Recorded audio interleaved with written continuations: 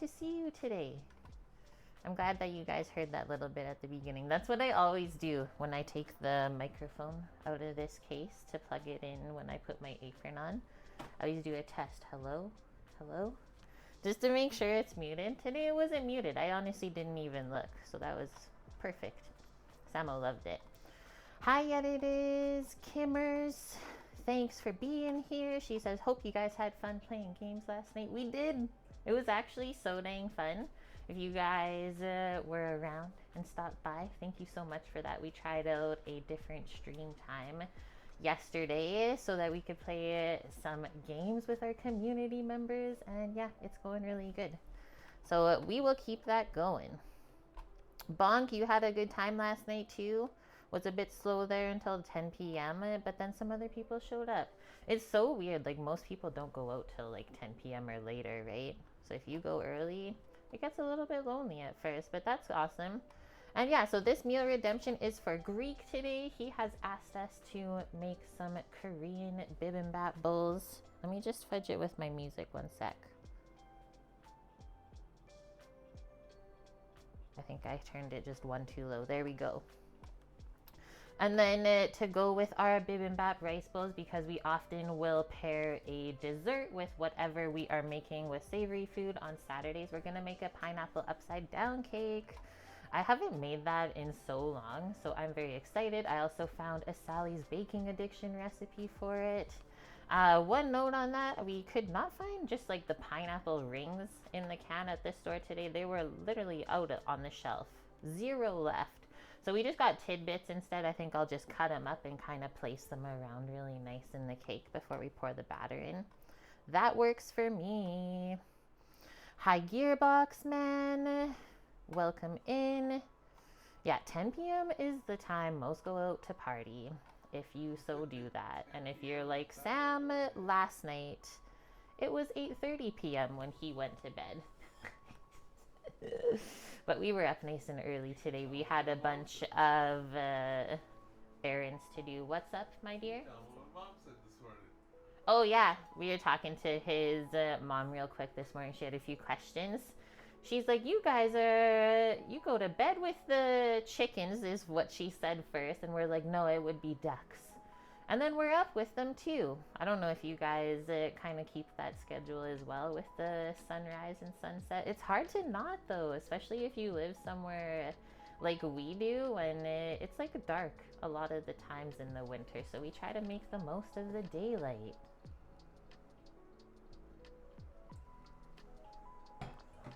You went to bed at 8:40 on Thursday. Sometimes you just need it though, right? But yeah, that's been our habit.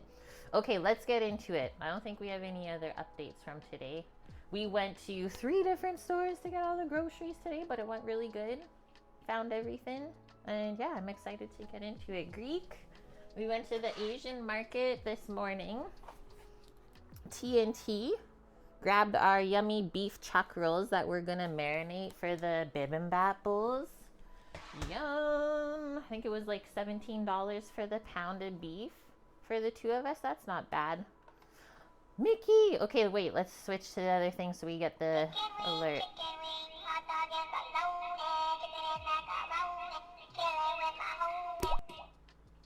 I love it. Thanks, Mickey. For the 49 months in a row already, we're over 4 years. I hope you're doing good. It's echoing. I did see that in my microphone. Why is it doing that? Nobody knows. How do we turn it down? On my side, the system? Or can I just turn on the computer system sounds? Yeah, because that's on 100. But it says it's the wavelength system. What if we do that and see? Let's do that and see. I turned it down from like 100 to 60 on the computer. Hopefully that's a little bit better. Because I was already fudging with the alerts yesterday to try to fix them, Greek, but it doesn't seem like it worked. You guys got a storm there in the UK. 90-mile-an-hour winds and rain? Holy shit. That's scary. Stay safe, please. At least it's not snow, I guess. Okay, back to this. You're an early riser too, yet it is. Yeah, that's actually why I like it, I think, the most as I get older, is it's so quiet. When you get up early, everyone else is sleeping, especially if you live in the middle of the city. It's so nice and quiet. Good job, Bonk. You slept all the way to your alarm. I can like sleep in maybe 4-hour increments. That's it. All right, let's post this up. Menu, recipes, away we go. Yeah, I do like 4-hour blocks of sleep. I know everyone's different, but that's what works for me. You have a few trees that fell down too. I remember how that goes. Get trapped in your house. All right.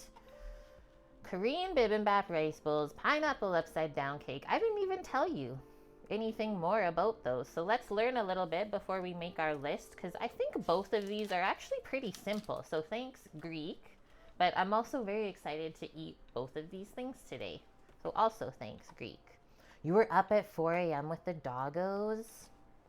Early riser.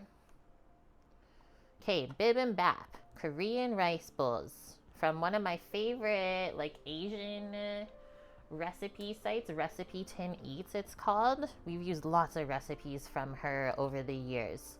She says, trust the Koreans to transform the humble rice bowl into a recipe that's revered all around the world, with a kaleidoscope of seasoned sauteed vegetables, Korean marinated beef, and the signature fried egg. The thing that really seals the deal is the bright red, spicy bibimbap sauce that I can't get enough of. Mix it all up into one big delicious mess and dig in. It's actually so fun to eat this because, yeah, you can like mix it all up, or sometimes when I first start eating it, I take like a little bit of each segment. If you guys click on the recipe, she has a really nice photo there of it. But yeah, mixing it all up is always good because then that way the yolk from the egg kind of makes it all saucy too with the rice. It's healthy, I would say. Definitely one of the healthier dishes. I am actually surprised there was no kimchi on here, and like lucky for me because I didn't buy any. But yeah, looks easy enough. Marinate some beef, prep some veggies, get those cooked, make a sauce, cook some rice, put it all together. Yummo. I love kimchi too. I did spot some radishes in the fridge. Maybe we'll make like a quick version of kimchi. I don't know. We'll see how we're feeling. Yeah, right, Greek? It's simple, but it can be a little bit time consuming. It's good practice for knife skills if you guys want to brush up on that. Trev says, you're going to like bibimbap. I've had it a few times. And like, I got this recipe. It was already posted in Discord once. So I think that we've made it before on stream. I don't even remember. Where's Mish? She's usually the one that digs into our YouTube VODs and finds it and then calls me a liar. Bibimbap. Just need some gochujang. Let's also learn this because I feel like we all say it wrong. Bibimbap? Bibimbap. Bibimbap. Bibimbap. See, I was right. It's not bib, it's bibimbap.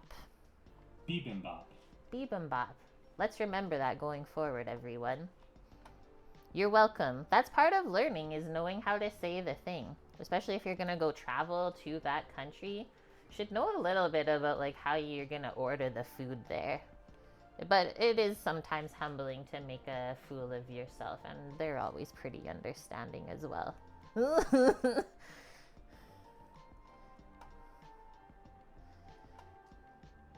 Okay, she says, I'd go as far to say that bibimbap is my favorite Korean food, but it always concerns me when I make grand statements like that because I'm worried I've said that about other Korean recipes.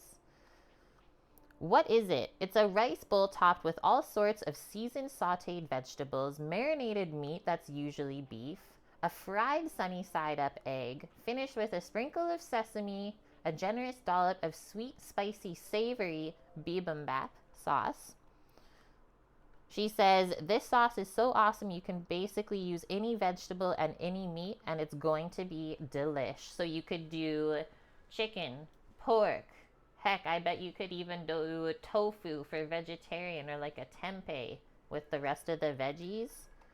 Maybe even shrimp could be good. Almost like any type of protein, whether it's animal or plant-based, would be good with this. Right, Bonk? Yeah, most cultures appreciate trying to learn the language correctly. Like, you don't need to know how to speak fluently, but they definitely appreciate the effort, I would say. Do I have the stone bowl? I was thinking about that, Trev. All I have as far as like a stone bowl would be my molcajete, so I don't think that would be the best. But I feel you on that part if we wanted to be like really legitimate about it. This is typically, guys, served in like a hot stone bowl. It's fun. Okay, she says the recipe's lengthy but repetitive, meaning like you keep doing the same things over and over. It just might take you a little bit of time.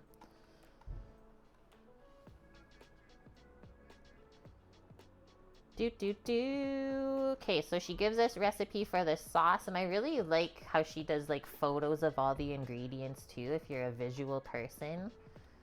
The beef marinade, guys, gets grated apple into it. This is also a good time to show it's apple season.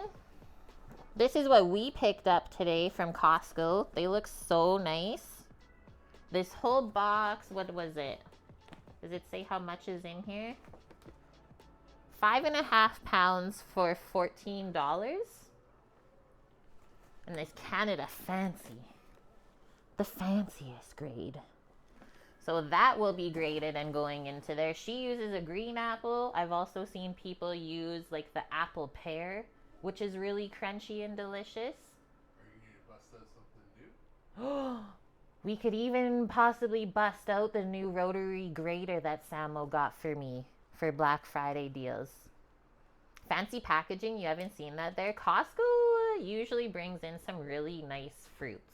If you guys are fruit people like me, we usually buy fruit in bulk to last us like 2 or 3 weeks, depending on how quick we eat it. But some of the top quality for sure, compared to just regular stores. A rotary grater. Like instead of a box cheese grater, it's one that you turn and it like shreds it through. It's gonna be fun. I haven't used it yet. Okay, so here's how it goes down, she says. Shiitake mushrooms, which I'm pretty sure I have. I can go check right now. I usually keep like dried mushrooms, bonito, seaweed, all of that fun stuff in like my Asian bin. Yeah, so we have some dried shiitakes. And then she says just to like soak it in boiling water so that afterwards we can slice it up. I mean, you could also just use fresh mushrooms too, but shiitakes have like some of the most flavor in them compared to a lot of the other mushroom varieties. And I will say, like, the water that you soak the mushrooms in is full of flavor, so maybe try to use that somewhere in the recipe, like cook the rice with it or something like that. Don't waste it. I have one of those as well, Bonk, like the Parmesan one, but we got a bigger one. We got a larger one. Maybe Sam will link it in Discord because I put a product link channel in Discord for us. Okay, so we got the shiitake mushrooms. She said zucchini, but I'm not like a massive zucchini person unless maybe it's summery. So I just switched that out for cucumber Greek. I hope you're okay with that. I like really fresh, like crunchy cucumber just to contrast the rest of the cooked vegetables. That's just me. Thanks for the follow, Fabuli. Welcome in. Okay, so fresh cucumber and then fresh carrot as well to go with it, or you could cook the carrot. Up to you. I am not gonna do spinach today because we're doing salad tomorrow on stream, but I did grab the bean sprouts. I thought we would switch out the spinach for bell pepper. And like the thing is with these rice bowls is, yeah, you can switch out the vegetables. Recipes are just guidelines. Choose what you would like to eat. I mean, if you're going out to eat, you can't be that picky, but if you're making it at home for yourself, yeah, do whatever you want. Usually grated carrot or julienne, right? Is like you have to use some good knife skills or maybe a mandolin. If you're not comfortable with a knife, will help you out for this recipe. All right. So I'm gonna just write down some important steps here. So the shiitakes have to be softened. Let's put. And then we have our rice. Can't forget about that. Marinate the beef. And then the sauce. And I think that's it. If you want to do a bit of garnish, I think we have like green onion in the fridge we can chop up, or you could do maybe we have some Thai basil to use. I don't know, up to you. Kind of like poke, right? But poke is Hawaiian. And then what would be like a Japanese version of this rice bowl?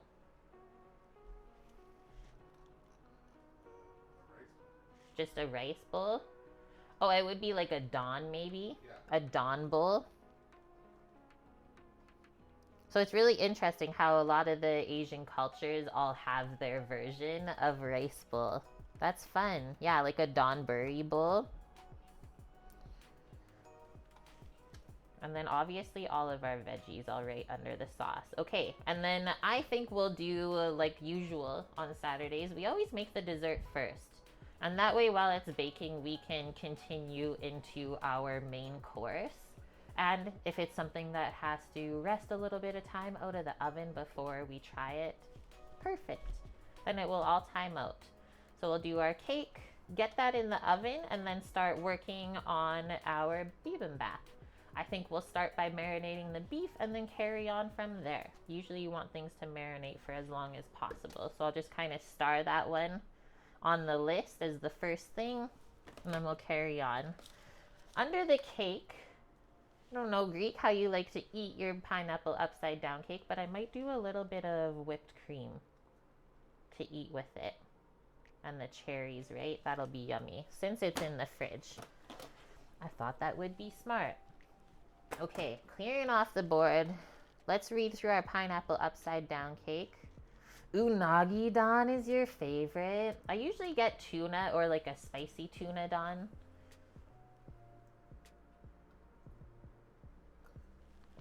That's actually true, Trev. Yeah, usually it's just like one protein topping, but the place I go, they do like radish, carrot, they do like shredded kale on their don bowl. Yeah, they go all out.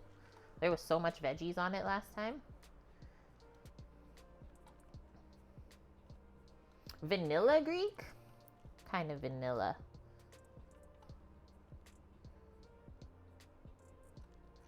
Okay, and then I scroll actually down on this recipe. So Sally's recipe, she says it was updated in 2020. But then she did something weird with it. I forget. But then in her notes, she actually gives us the old recipe. So if you love the old cake batter recipe published in 2014, here it is, she says. Whisk our flour, baking powder, baking soda, salt together in a bowl. Whisk your melted butter, your sugars, egg. I really like this recipe because it's yogurt or sour cream inside of it. And like anytime you have those in a cake, it stays so delicious and moist and just kind of like makes it a bit more dense. So you got sour cream, there's even milk, a little bit of the pineapple juice from the can. So that's good that we got that. And then a bit of vanilla extract. So we don't even need a mixer to make this. So that's awesome. Really, really easy. Maybe even something fun to do with kids, actually, because they could like lay out the fruits in the pan and then they easily just mix up the batter and you're good to go. Yeah, maybe that bonk sukiyaki. Oh, I kind of lived on that when I was in high school, but with rice instead. So dang good. Okay, she says traditional recipes use canned pineapple and maraschino cherries. Greek, I'm gonna use sour cherries in mine today instead of the very fake red ones. I had the can of sour cherries in there, so I thought perfect. As we learned, they bleach them to make them white And yeah, so we did learn the other week on stream that maraschino cherries are actually bleached from their color and then recolored just with food dye to make them that red. That's not like a natural thing that happens. Kind of weird. Lake, I don't know what it Mary, welcome in. Good to see you. We're just going over the day. Kimmers! Okay, we gotta do this one. Kimmer says, I need my Christmas box in January. Thank you very much for the 8,000 bits. She has chosen her box, chat. If you're wondering what the heck is this Christmas box I posted in Discord, let me know if you want to see the little info image. Okay. The cherry that started as a fruit but ends up as an artificially colored sugar bomb. Don't get me wrong. The flavor of them is like addicting. They gotta be putting something crazy in there. The first cherry I ever ate was a maraschino cherry. Hated cherries until I ate an actual cherry. I was like, what the fuck are these? But they eat lots of cherries in Germany. What the heck? Okay. And then one note on the pineapple as well. You can use fresh pineapple rings or slices. Also fresh cherries if you guys want. If you want to make this in the summertime. Fresh or canned pineapple chunks, tidbits, and or crushed pineapple will create a messy topping. So she recommends rings or slices because they're larger. But like if you look at this, guys, the tidbits should be good size. I mean, that was the only option I had at the store. I literally went down every aisle. I had to ask a lady. Told her I thought I was going crazy. She laughed at me. But we'll make it work. I'm not worried. I am not worried. As long as we strain those really good. So maybe that's the first thing we do. Open up the can, get it draining from the juice, and then we won't have a sogginess. Alrighty, Roo. Scrolling back up. We first need to grease a cake pan and get that prepared and get all of our ingredients. And then, yeah, we don't even need a mixer. You love maraschino cherries? Oh, they're so good. I also like the candied cherries that are used around Christmas time, like right now in different cookies and stuff. They're just addicting. Something about it. But yeah, I do agree with you, Bonk. They do look so nice for a pop of color against the yellow pineapple in this dish. Like, if you are gonna make this to bring somewhere, maybe use the maraschino cherries just to keep it like old school and traditional. If you're just gonna make it for yourself, I don't think it matters too much. Yeah, the green ones too. So we know how they got green too, because I've never seen a green cherry on a tree that color. Ooh. Okay, let me go get a cake pan. I'm gonna use a spring form. I don't really have any round cake pans in my life other than a pie pan. So we'll get that all lined up. Bring the non-stick spray. Bring the parchment with us. And away we go. And then we'll look at what it bakes at too. Usually it's around 350, but let's check. Yeah, it says 350. And because we don't have to use a mixer or anything, I don't think it's going to take us very long to like prep, and make the cake. So right after we get this lined, we will get the oven on and preheating. So let's get parchment under there. This is usually all I do for a spring form, just kind of measure and take what you need. And then we can trim it up.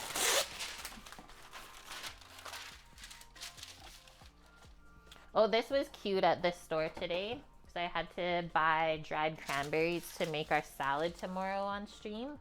Doing like kind of a festive holiday salad. So I'm like walking down the aisle to the dried cranberries and there's like an older lady. She's like asking one of the Walmart workers about the dried cranberries. She says, "Are these craisins?" She's like, "I can't find that craisin brand. But I'm wondering, like, are these the same thing?" And I just like start nodding my head as I'm walking up. I'm like, yeah, they're the same thing. I'm like, I'm about to buy them right now to make them with salad tomorrow. She's like, oh my gosh, thank you so much. I just thought that was adorable. How like some people know a food product only by the brand name. So like they don't actually know it's just a dried cranberry. They think it's like some fancy thing called a craisin. It's a cranberry raisin. Duh. So just people helping people. It doesn't take much. Right? It's just ocean spray.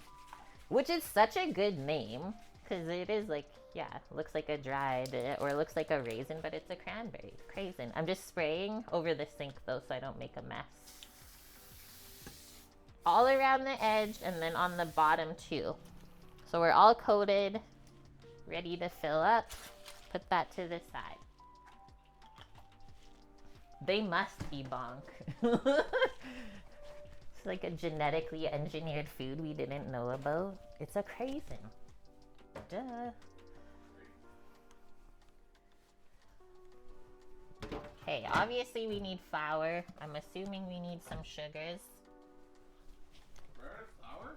No, I said like to make the thing. Sam, did you hear the worry in his voice? We're out of flour. He's like, what happened to all of it?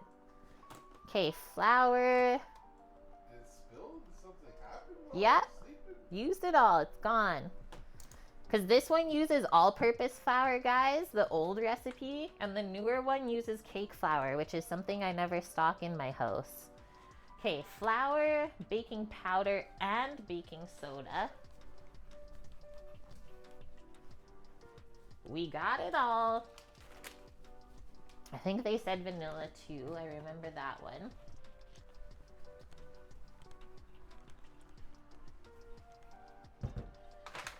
Move over, mushrooms. It ain't your time yet. We gotta open up the pineapples. Start draining those.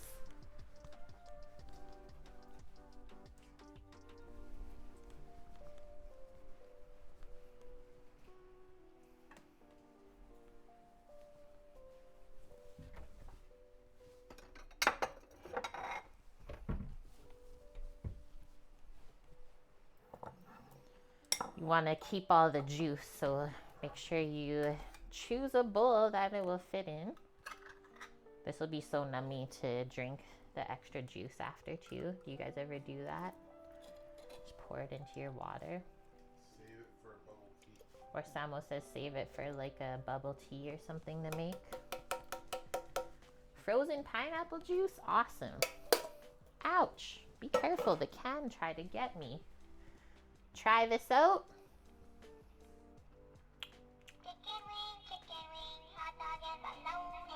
It's tasty. It's really good. That's what's there. So I'm gonna just put that to the side. Annie's here. Annie's here, guys.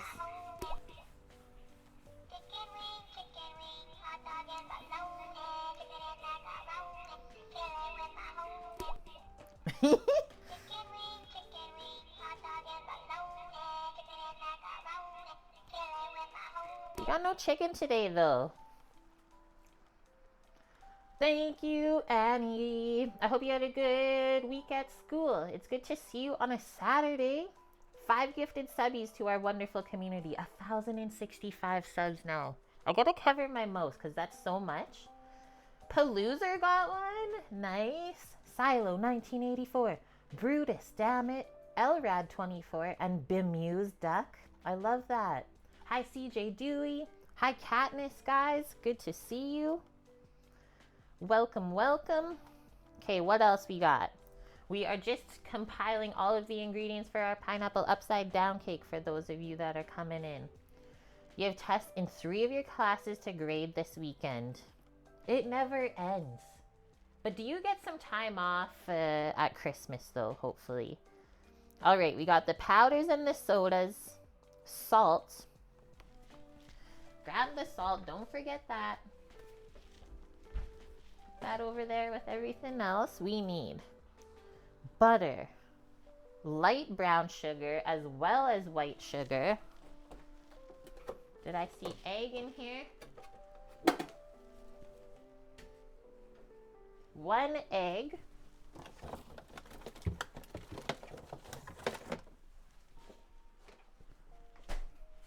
On the 20th, you're finally free for a bit. 2 eggs left in this thing.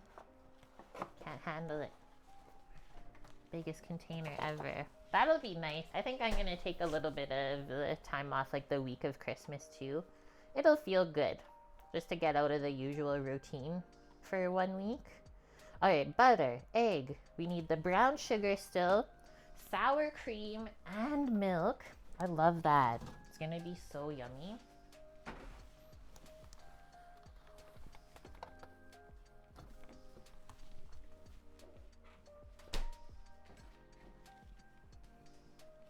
And then just the pineapple juice and the vanilla. Go grab the sugar and we're on our way. Let's grab a container to melt the butter in.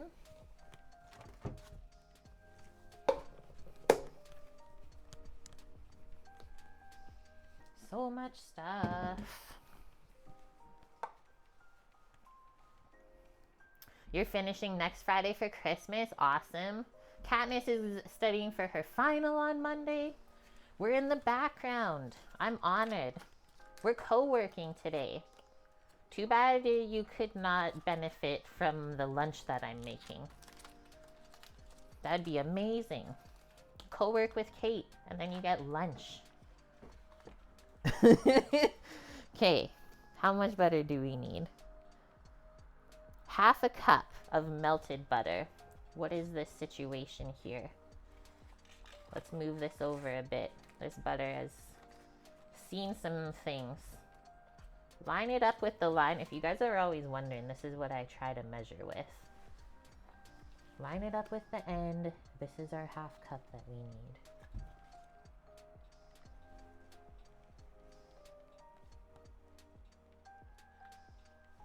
Nice. Whoa. That one stays on that side.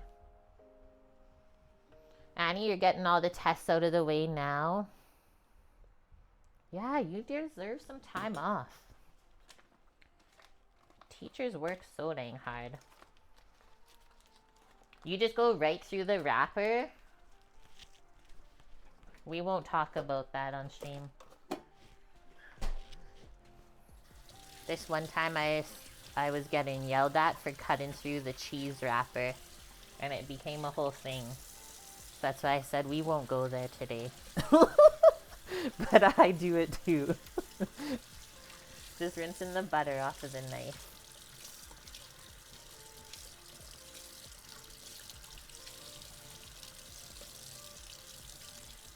You guys have some nice weather where you're living this weekend? We got like an overcast day today, but it's really nice and warm out at least. The American ones are paper. I mean, these are paper with foil. But yeah, I got heck for cutting through a cheese plastic wrapper once. Okay, so this says to melt it, and then we can get our couple... I mean, I usually do... when it says like, oh, mix all of your dry ingredients together in one bowl, and then the wet in the other, I usually just do the dry ingredients first, all together in this bigger one, and then slowly add the wet to it. But let's get this melted so it can kind of temp up, just in case it gets too warm, and then we'll get everything else going. 20 seconds on that to start. While I have a free second, I'm gonna turn on the oven to bake. 350 they say. I'm gonna go 365 Fahrenheit because mine's a little bit cool. We're doing dessert Greek, getting it in the oven, and then bibimbap. You got gray skies too, Annie?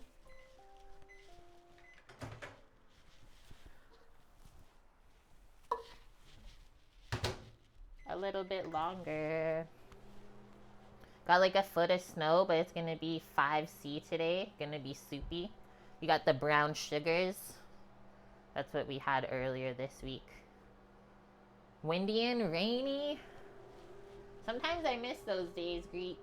It gets so cozy.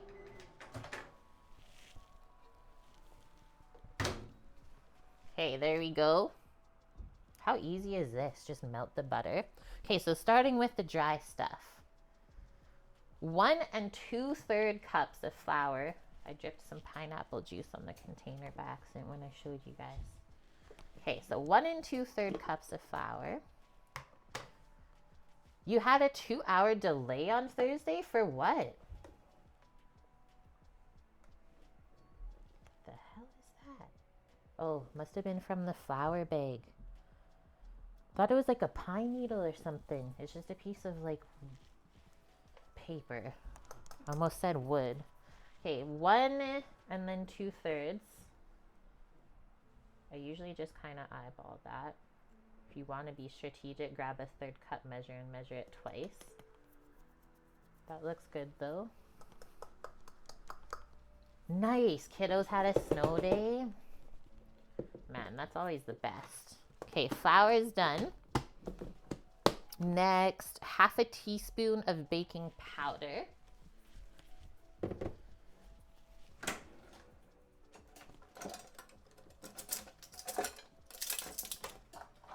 Get out our other measuring cups as well. And then what is the soda?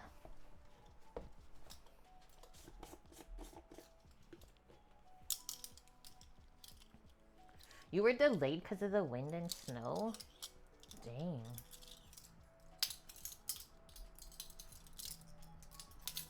Half a teaspoon of the magical baking powder.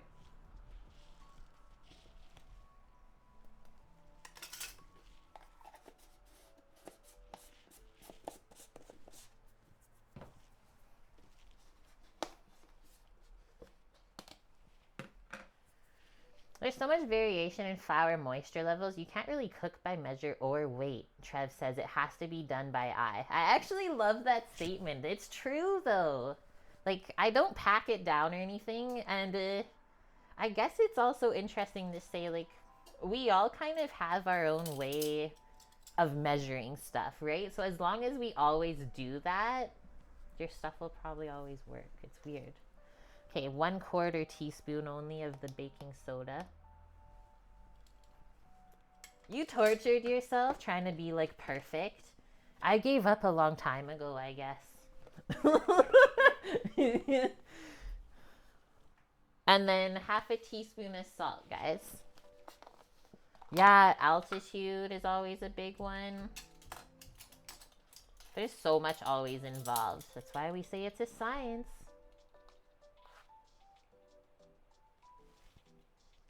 Like a pretty good amount of salt, honestly. Love it. Okay, that's our dry stuff. Let's just use a spatula to mix it up before we add the wet stuff.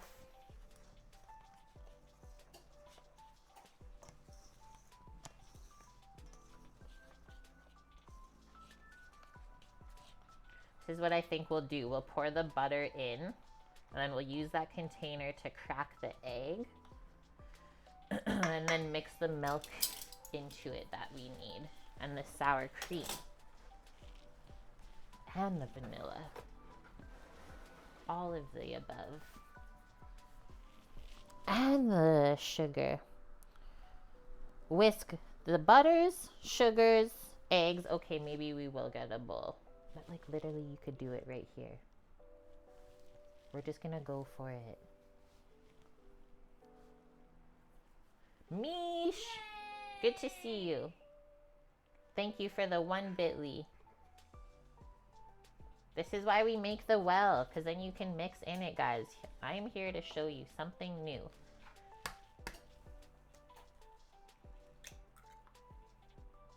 Mish, are you done baking cookies? Guys, she made like 300 cookies today with her mom for her whole family. We can say great job. Good work.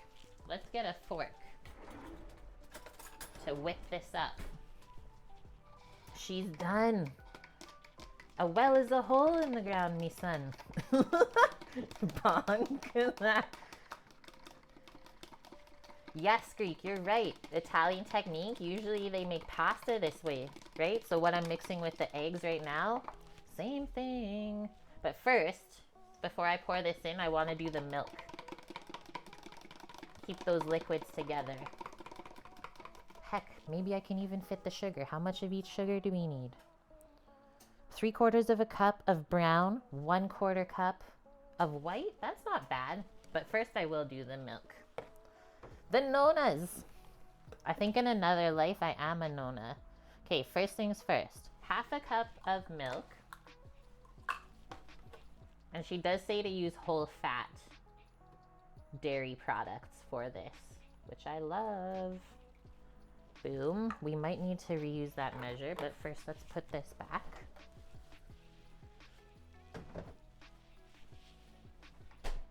This is more or less a pound cake. Almost, it seems, bonk.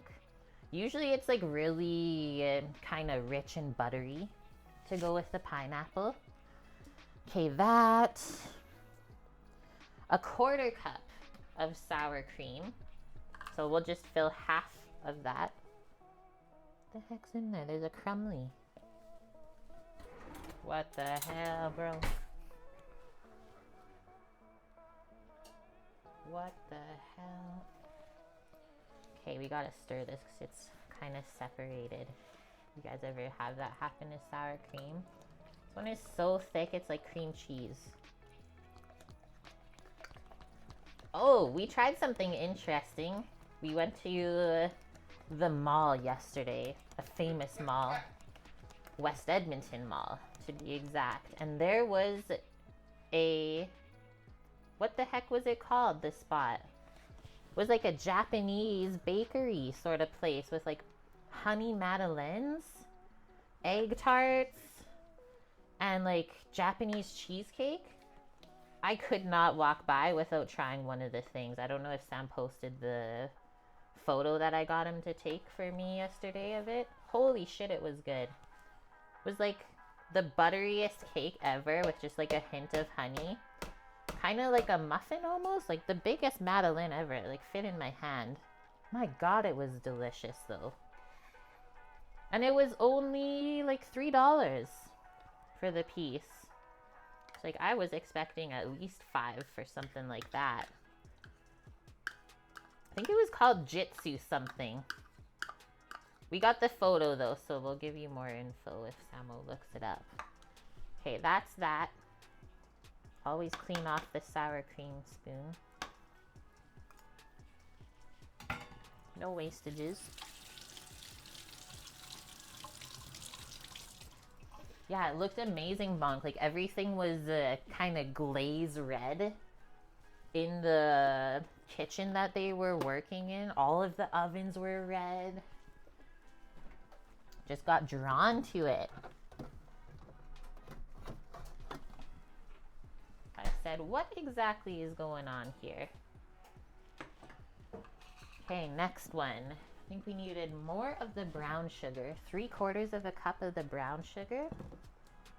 Move this up. Cloud pancakes. We've made those before on stream. No, it was a honey madeleine. Look it up. I've never seen it before. Samo posted the photo. They look like egg tarts. We didn't get the egg tart. I got the thing beside. And my goodness, it was delicious. 3/4 of a cup of our brown sugar. See my old stale piece of bread in here, keeping everything nice and soft. That's a trick. You need the brown sugar in this recipe, guys, because it makes like caramel on the bottom. What about this caramel part? How is it going to get caramelly? Just with this and the pineapple and stuff? I need to read this. Bibimbap. Isn't that a football player? What football player is that? Continue with step 5 in the recipe above. Remove topping from the fridge. Wait, what the hell? Did I just make this wrong? No, okay, the topping's separate. I hate when the recipes like include the whole amount of butter, but then you have to split it after. It's like, just split it first. Okay, we're still good. Still good.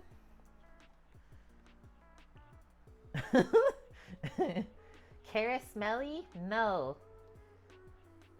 Trev says, I don't allow myself to eat egg tarts. Just don't buy too many. They are so delicious. Okay, back to this. 3/4 of a cup of packed light brown sugar. I'm gonna mix it into here. Careful to drop so you don't splash. Mix that in first, because then it's only 1/4 cup of white sugar. It's gonna melt in, don't worry.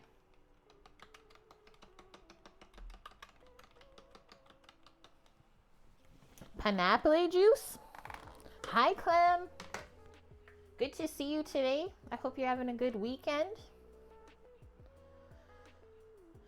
How do I want to measure this 1/4 cup? It's a difficult one. Something like that. Sounds great. Okay, and then I think we gotta leave the sugars for the topping. Juice from a fruit? Trev, don't you already know that Greek has grammatical errors? Just let him live his life. The same way that sometimes I can't talk, Greek can't type. And it's okay.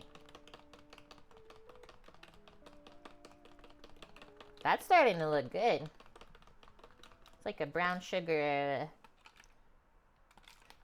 almost caramel sort of thing happening with the egg. All right. One more, can't forget it, from the Annie man himself. Thank you very much. Vanillas.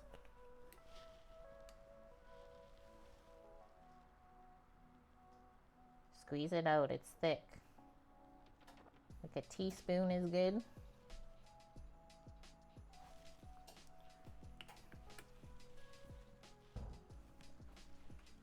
Oh, it's gonna come in handy. We got boxes on order. Chocolate and vanilla. Almost restocked. Bonk. Don't even get us started on that. I still remember the first time Samo showed me that at work. The amount of pineapples that Sam cut up. We have a pen. We have an apple. Apple pen. I have a pen. I got a pineapple. Pineapple pen. See, now you got me started. Okay, carrying on with the the pineapple upside down cake. Yeah, but what about the pineapple pen? Whisk wet and dry ingredients together. That's what you have to do until smooth. Continuous step 5. So step 5 is the topping. 1/4 cup of butter melted, mixed with brown sugar, and that's it. She mixes the slices and cherries in with it, but we'll keep that separate because that sounds crazy. Okay, we'll get the batter mixed, and then we'll just set it to side for now.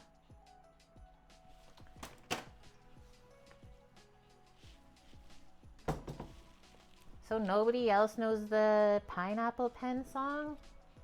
We're the only ones that laughed? I think you should just go on YouTube and do it. It's actually the greatest.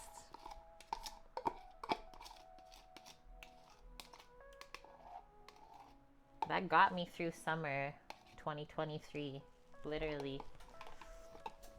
All right, spatula, back at it. Now we mix this all up.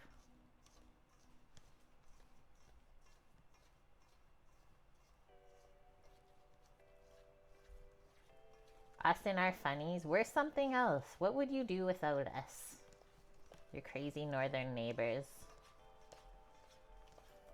Bonk posted the YouTube. If you guys don't know, you seriously need to click on it. No excuses.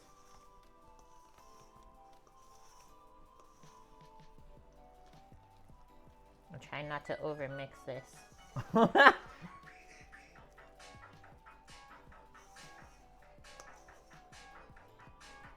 We'll stop there.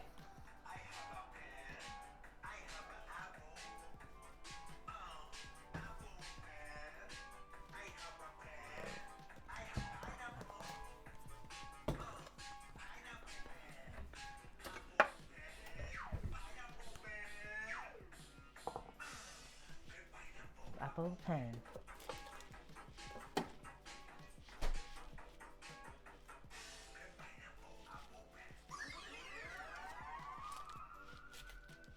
You're welcome. 1/4 cup of butter, melted. I don't know how much this was. Let's kind of get a gauge here. What's in the soup? I didn't come up with this song. I'm just showing you something to enrich your life. Whether you want to participate, that's up to you.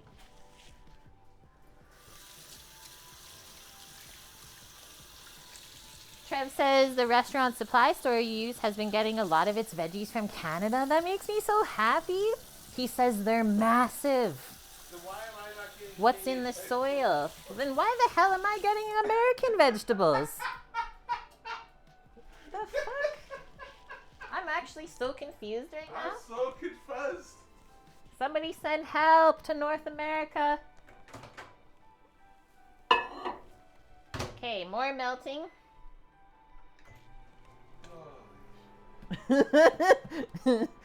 Americans are getting Canadian produce. Canadians are getting American produce. What if we just kept it in our proper spots to begin with? Then who would ship this? Wait, yet it is? Your sisters used to sing that song all the time? What? That would make me happy. I think at least. Okay, it's not quite melted. Do a little bit longer. And then, one sec. The batter seems like wet. Like very wet. Maybe, okay, it did firm up a bit. We almost forgot the pineapple juice. In all of the pineapple talk. Flour, baking powder, baking soda, salt, butter, brown sugar, white sugar, egg, sour cream, milk, 1/4 cup of pineapple juice. So we'll add that into there.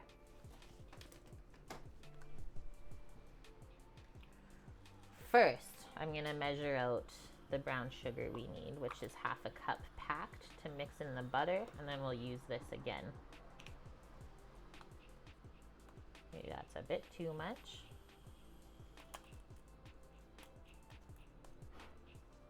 There we go. They sent you tomatoes the size of your head?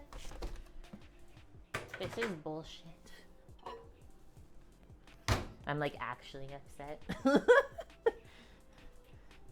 Okay, we're gonna mix this up. And then we're just gonna put it in the fridge for a sec.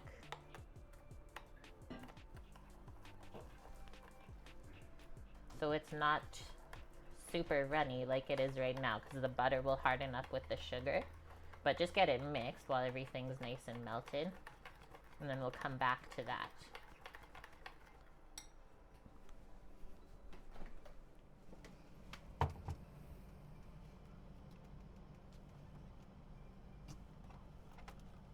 Stay. When you do precarious things to yourself. All right. Let's just put that on another bowl. Or we can just pour it into a bowl, I guess now. It's done draining. So nice and yellow, the juice. Whoa. It's like nuclear. 1/4 cup. This is gonna be hard to pour from, but we got this. Looks good. The rest is for us. Yummo. Let's put it up here.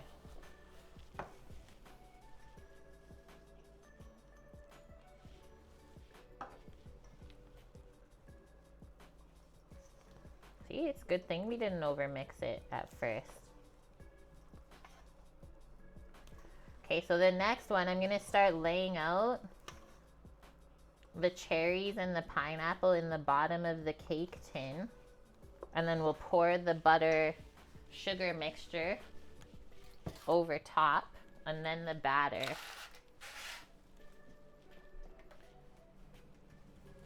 Where's our cherries jar?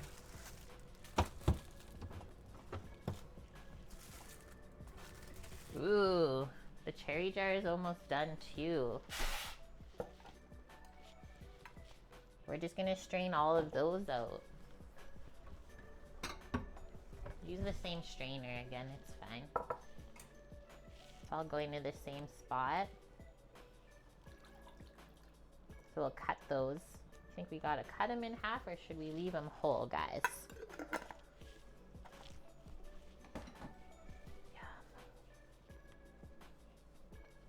Mmm.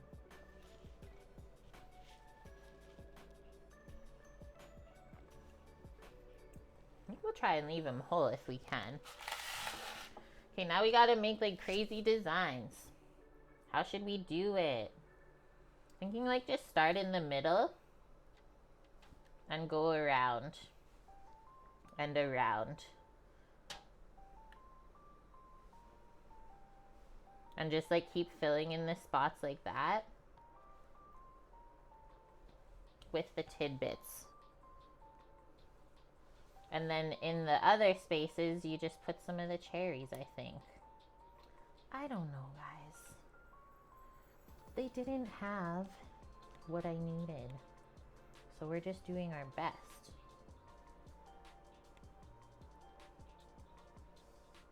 Three stores was the limit for me today. I'm gonna do two.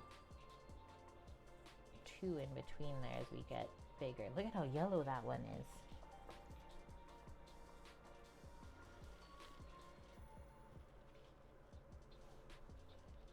Samo's cheering me on. Phew. Okay, now I'll do one. That's looking great.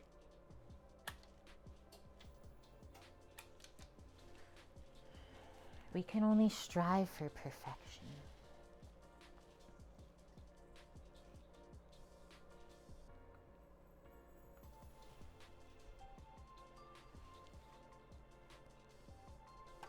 Oh no. I think that's gonna look pretty cool when we flip it over later. Sam Le Pirate 314. Thanks for the follow. Welcome in. Is there anything that I have to fill in here? Maybe just those ones? Okay, that's where we stop. We got a lot of pineapple left.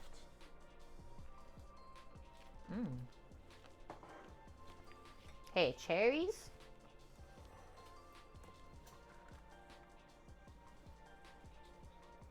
Definitely, like, let's put this biggest one. Oh, okay, so that's what we don't want to do is drip cherry juice, guys. Samo's laughing. Laughing from the corner. No, you don't want to do that. So just don't take a bunch at a time, just do one at a time.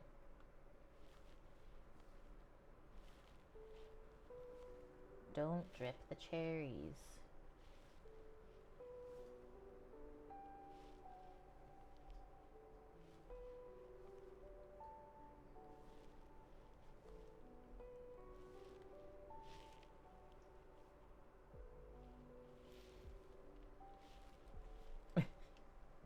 You guys making the pen jokes in chat?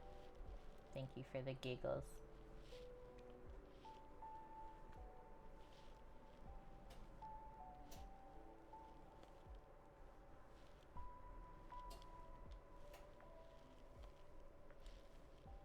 Okay, I'm almost out of cherries. I think we're gonna do one there. That's it. The rest of them are kind of mushed. So we'll just eat those.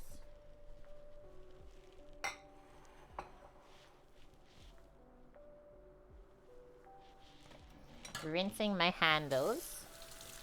The rest are snackies. Snack attacks. Just a little bit of a mess made. Not too bad though. Nothing too crazy. A bit of fruit juice. Where's Annie when we need an equation? I don't know. Where did he go? He's busy. Oh no, it didn't firm up enough yet. My caramel, guys. Well, that's not gonna work, is it?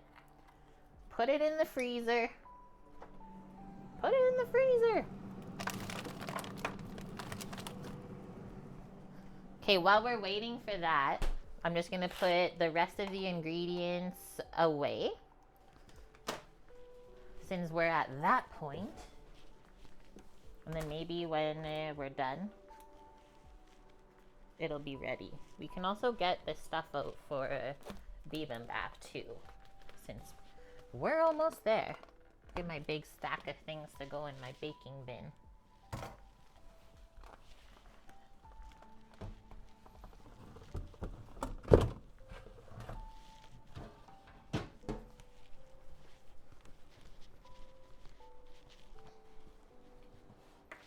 The sodas. Put them away. Rest of that's good.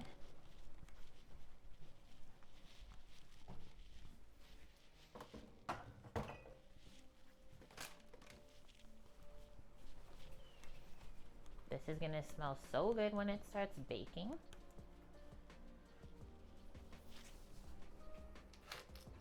Hi Weasel, how's it been?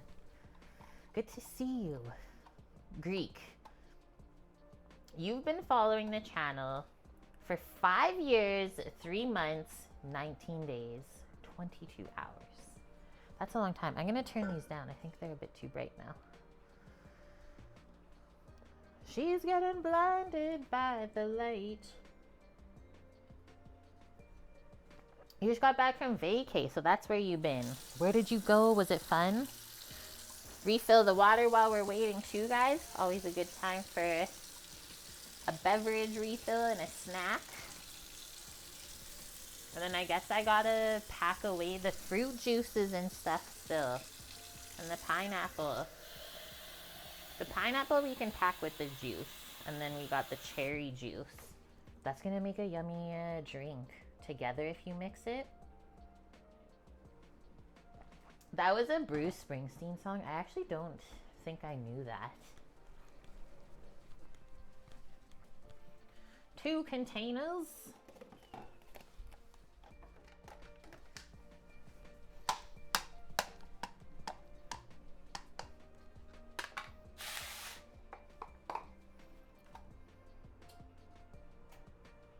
Manfred Mann's Earth Band.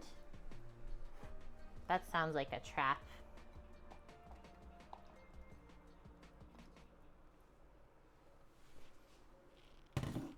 Pine Snapples.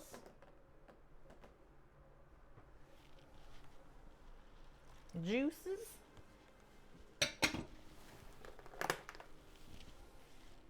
Cherry. Look how red that is.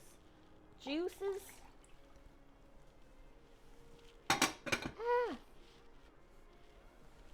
Okay, that's good. And he says, yep, blinded by the light. I heard that song a lot when I was younger.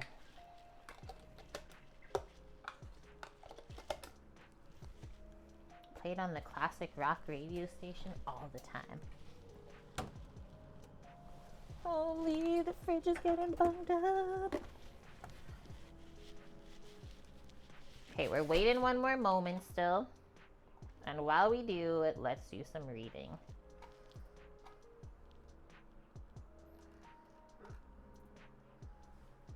Okay.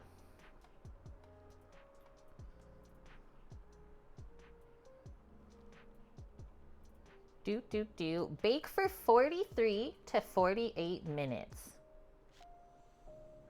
Tenting foil on top of the cake halfway through your baking time to prevent the top from over browning before the center is fully cooked. So we got to go get a foil tare and get that prepped. So that's the same thing that you can do with a pie crust. If your pie crust is getting too dark before it's all baked through, tent it with foil. But we'll prepare that so we don't forget. Ready to go.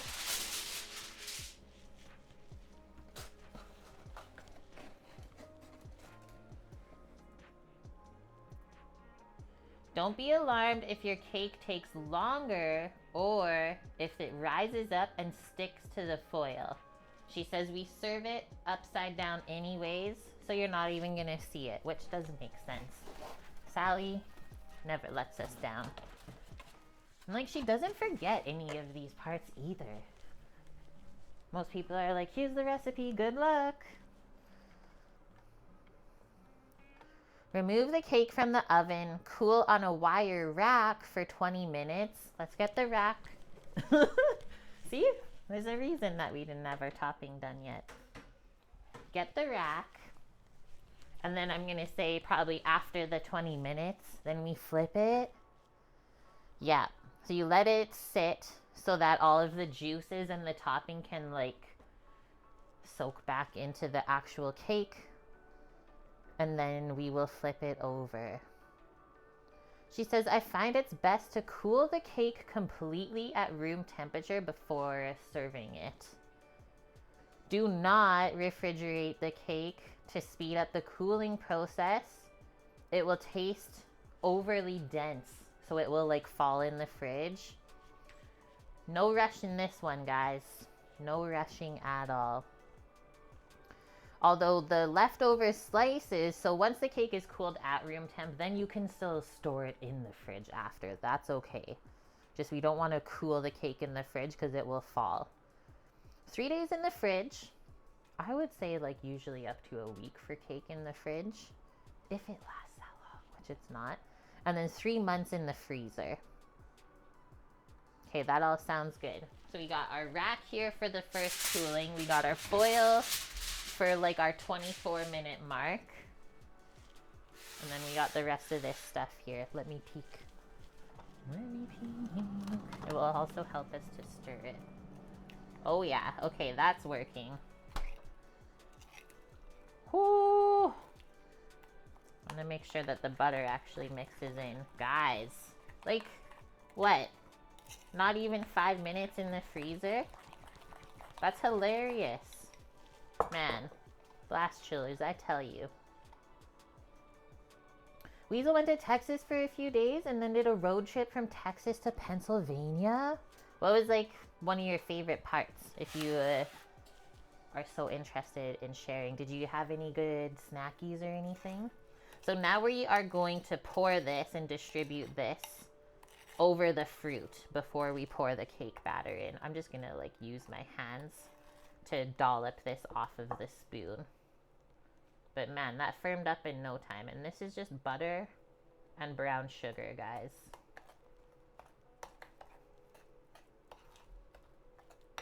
And so then that will get caramelized with the pineapples and cherries.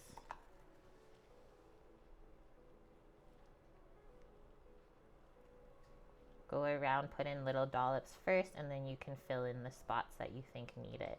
And then keep in mind, like when this warms up in the oven, this is gonna start to melt and will distribute itself all around.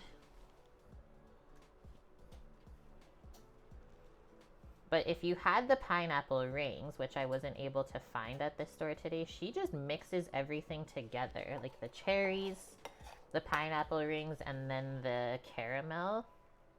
And then everything's like pre-coated. But I feel like I would kind of freak out by how that feels on my hands as I'm putting it in the cake pan. Just rather do it this way. Virus threat? Who's doing that?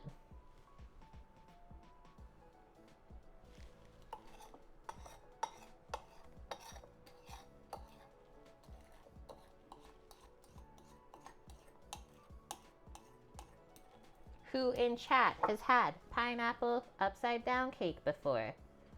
I actually made a lot of this one time when we were still working at the brewery. We had a banquet. I don't know why. If the people chose pineapple upside down cake or if I just chose it. I honestly can't remember. But holy shit, I made a lot of them. They were like individual size though. Why does butter and brown sugar taste so good by itself together? Texas Fort Worth in the stockyards was cool, Weasel. Interesting. Batter time. Saw some cows. A cool area. It got thick, guys, as this was sitting there. Like, holy. Really thick. I'm glad we let it rest almost. I think we'll just pour it and then smooth it.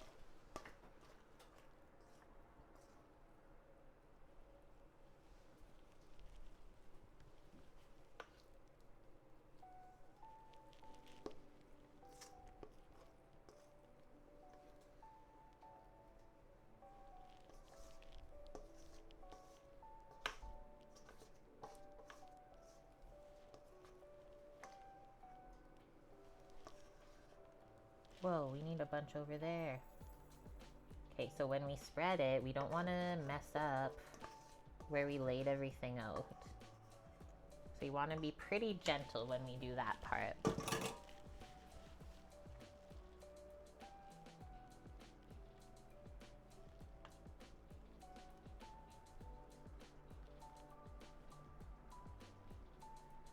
I think this is going to be insanely good.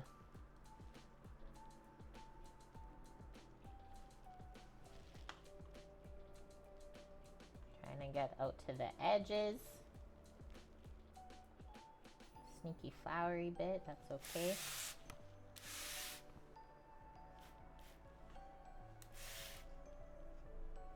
Okay, it doesn't really seem like it's moving too much underneath, so that's really good.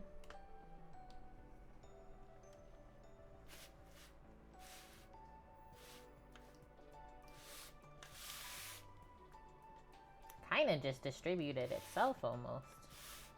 That's easy. Okay, and then this will like melt out the rest of the way. Like I said, we'll fill out the pan. I'm not gonna worry too much about these edges. The heat will do the rest of the work for us. Yeah, that would be awesome if you want to post the food pics in Discord. Okay, and then just for ease of taking this in and out of the oven, we'll just put it on a sheet pan. Also, I've never cooked something super syrupy in the spring form like this before. So that's also a helpful thing to do, just in case the caramel starts flowing out as this gets hot. Just wanted to grab my watch on for, we'll start with a, I think, 24-minute timer.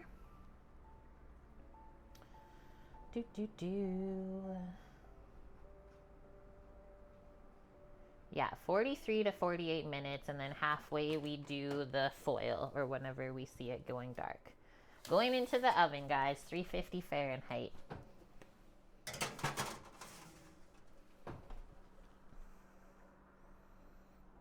I'll just do 20 minutes on the clock.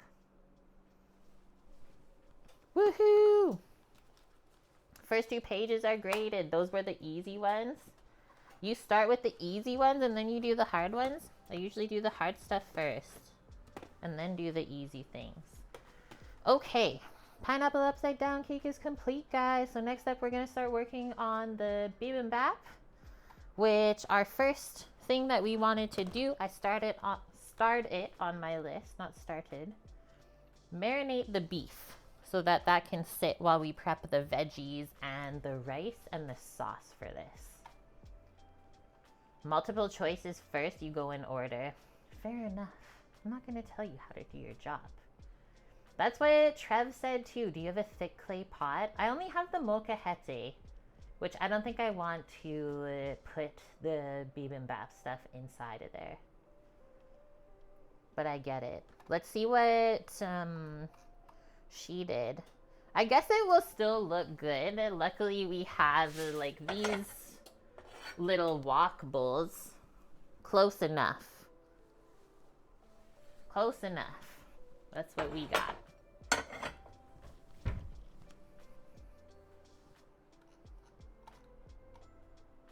Okay, Korean beef and marinade. So she does 250 grams. This pack, we usually try to buy like a pound worth of meat because then it's good for a couple people for portions. So beef chuck roll AAA grade, so one below the best grade quality. And yeah, she did say to use these. So we got 500 grams, so we just double whatever the marinade is. And this is all just gonna go into a bowl together to sit on this side. So let's grab that. Probably just one of these smaller ones will be good. It's deceiving, like it looks like there's a lot in here, but then once you mix it all up, it will go a lot smaller. You found gluten-free gochujang? Was it hard to find? And also, guys, I don't know if you recognize, but I did cut my hair again. That's why it's a little bit wild today. The hair is short and crazy. Okay, we need half of an apple grated. Let's pick an apple. H Mart. I was thinking about H Mart today. We went to the other Asian supermarket though. But H Mart is my other fave. We gotta break into these apples still.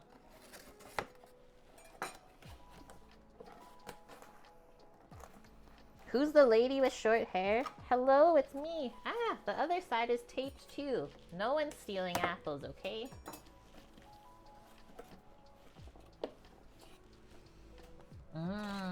It smells good. Okay, let's pick this one that's like a little bit more yellow since she uses a green apple. But there's 2 layers, guys.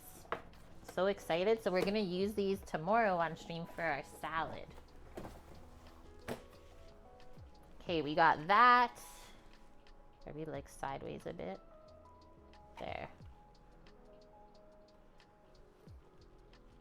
And then we need some garlic cloves, 6 garlic cloves, and then soy sauce, honey, and sesame oil. Garlic, soy sauce, honey, sesame.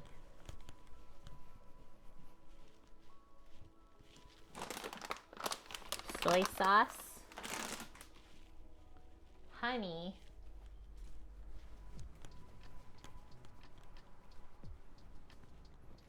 and then the sesame oil.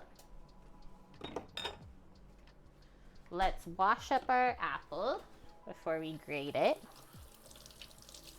For sure Greek. Yeah, T&T is like, I guess, the Canadian chain version now of what H Mart is. H Mart is like a lot more fancy to me. Like a little bit more gourmet maybe, higher end stuff, where T&T is just like for everybody. But usually I find everything I need at T&T. That's where I went today.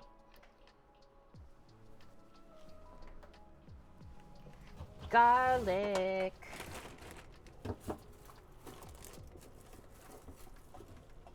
Giveth the garlics. 6 cloves, I think that's what's in here. Perfect.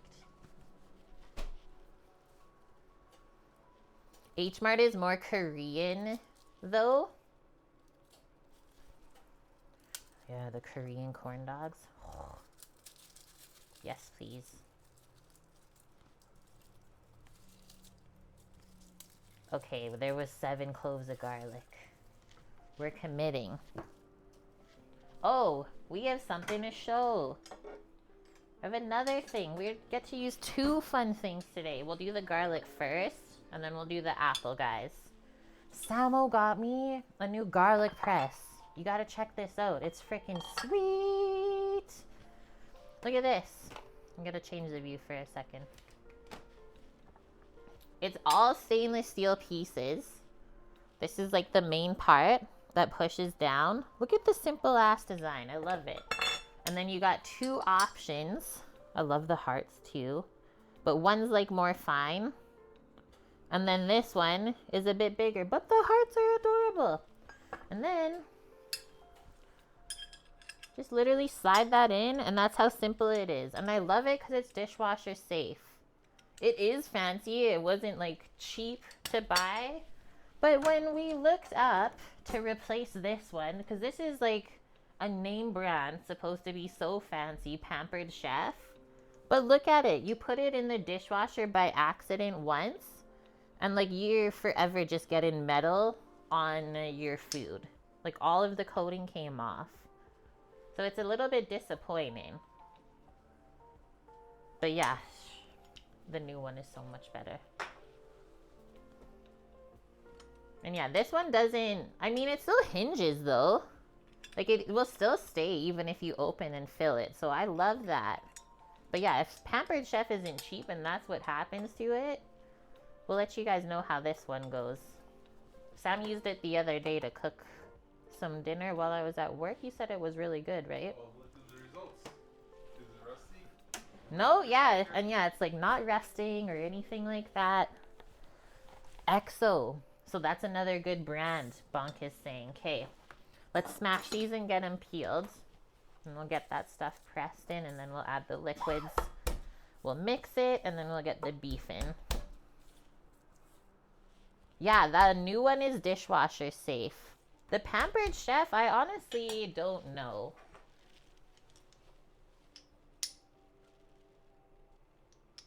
It doesn't say anything on it other than like the name. But I bet like with the instructions that it once upon a time came with, it probably said not dishwasher safe.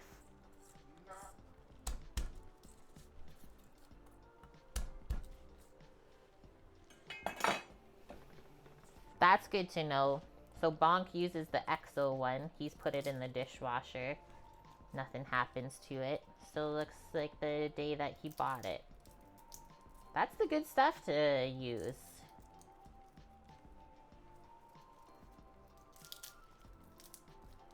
EXO is not cheap either, Greek says. Well, at least it lasts though, and doesn't go rusty or like lose its coating if there is one. Quality stuff.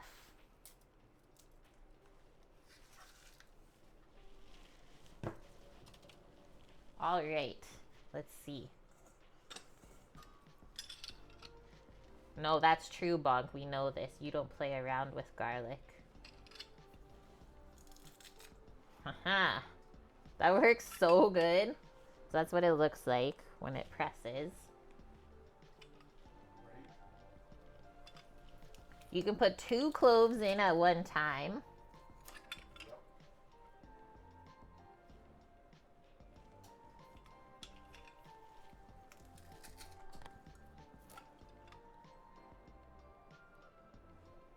And did you guys know this about garlic? Like, the stronger garlic flavor comes from when you do stuff like this. Like when you mince it up, you're breaking all of those cells. So kind of the more that you process the garlic, the more garlicky it's going to taste. So when I do stuff like slices, right, or just kind of like a rough chop or a smash of the garlic, it's not going to taste as garlicky as this. I don't know if a lot of people know that. Did you do the big side or small side? I did the small side, and I want to see how this kind of cleans out of here if it gets really sticky. Oh, nice. It all just kind of comes up. I'm just going to stick all of that in the marinade bowl. Not bad, guys. Let's see how this rinses out. Yummo. Take that apart, rinse it off. This is awesome.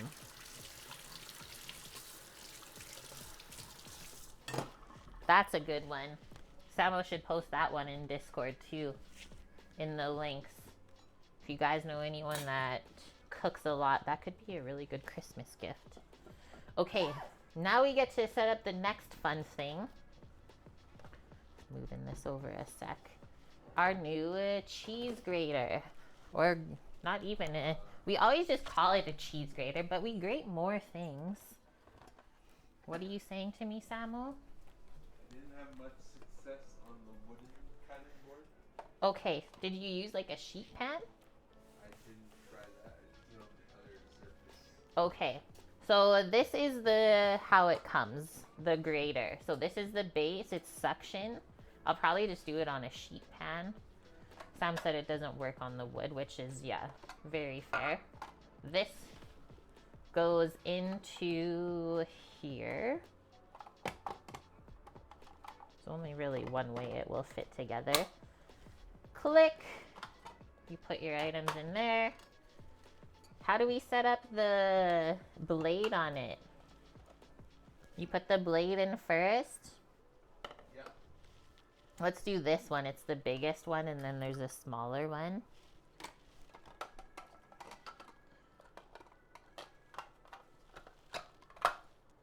Oh, I see. And then there's a little clippy.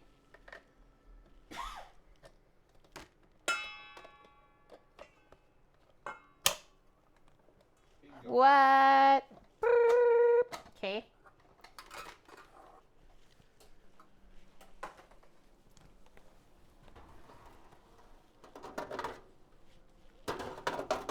I have an idea, actually.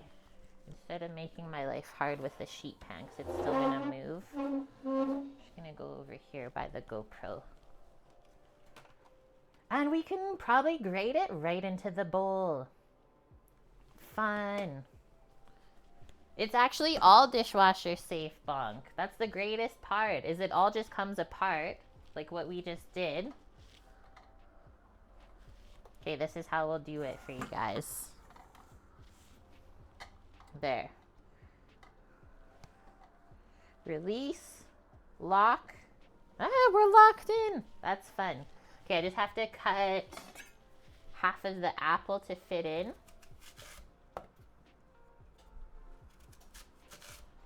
I'm keeping the skin on.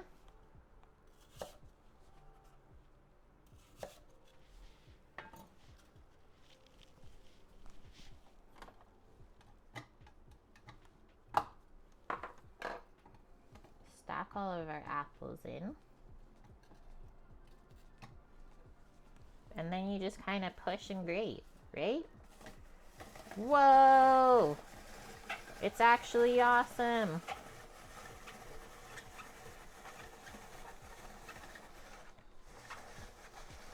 It's mostly just juicing right now. We'll Going see the what... right way? Yeah? We'll see what happens. I mean, we need the apple juice anyways in it. It's all gonna go to the same place. And then, okay, so what's left here is just the skin. Munch on that. Pull that. That releases. This comes out. That's all of our stuff we want.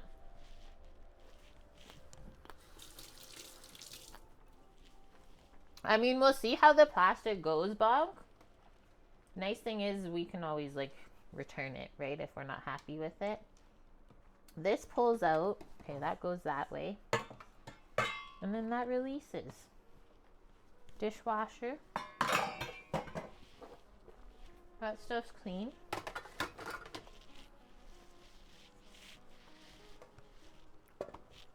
Give Samo the rest of the apple snack. Under 5 minutes before we check the cake. Those are tasty apples. Good crunch. Clean all this out.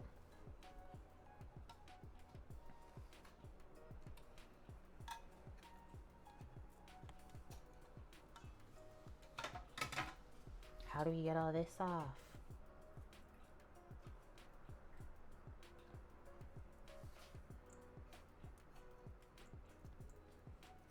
Clean the inside first.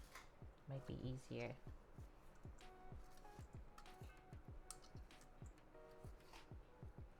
It's more fun than a box grater. I don't know if it's quicker, because by the time we have to like set it up and then take everything apart and get everything out of it, it might take a bit longer. That's my current first time review. Annie, my dishwasher's on the back porch. What?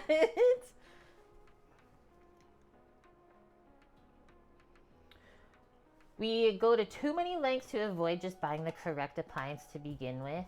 The food processor's $100. Oh, don't get me wrong. I have a food processor. I just don't want to pull it out for this small amount. Okay, we got the garlic. We got the apple. Now we need a couple tablespoons of soy sauce. Yeah, we'll buy 6 $25 gadgets trying to save money. I'm pretty big about not overbuying all of those little gadgets. I will usually just buy what I use, and that's it.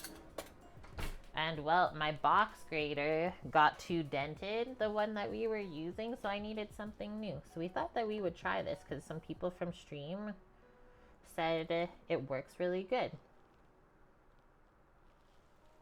I also like that it came with 3 other blades, like a slicing one, a fine shredder. Guess we'll just leave that spoon in there to mix it. And then the one that we used. Sesame oil, a couple teaspoons only. Just eyeball it in there. 2 teaspoons. And then lastly our honey, which, let's get it uncrystallized.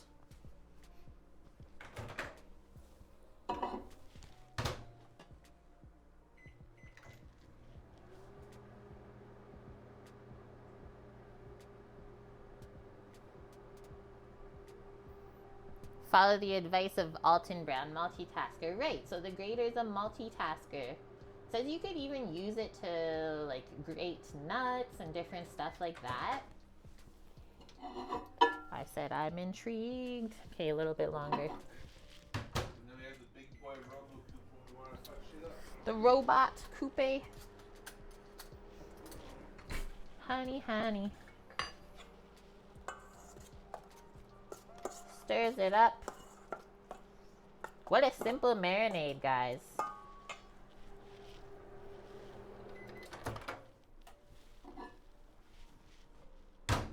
Okay, we got some liquefied honey there to use. Couple tablespoons, or they said brown sugar, but I think honey will taste amazing. 1, that was kind of lumpy. 2. Do we have bees in the backyard to steal honey from? I wish. Maybe one time in my life I will.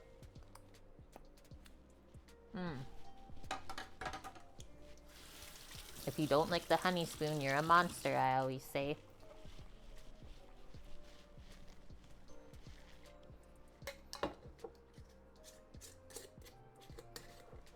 Right, Trev? I feel like it should almost be mandatory. Like anybody that has a property of a certain size needs to have bees on it. It should just be a thing, not just grass. Almost especially if you have just grass. Just plant wildflowers. Well, right. Okay, that's our marinade. Let's open up our beef. I think we might have to take a quick moment because, yeah, we got like 5 seconds on the timer to check on the cake. Should be our halfway point, and then it said we might have to tent it with foil at this halfway mark. Let's go over to the stove to see.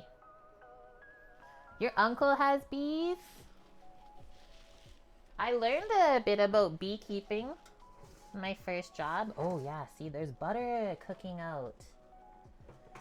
It's browning a bit, but it looks good. I don't think it's too dark, guys. Like, I just want to show you. Nothing's really browning on top. It still looks fine. There's a bit around the edge, but I'm gonna do like another maybe 15 minutes, less than what it says that we should, and see. But yeah, currently there's no browning. so we don't have to put the foil. That was only necessary if it's getting too dark at this halfway point. 15 minutes on the clock, we're good to go.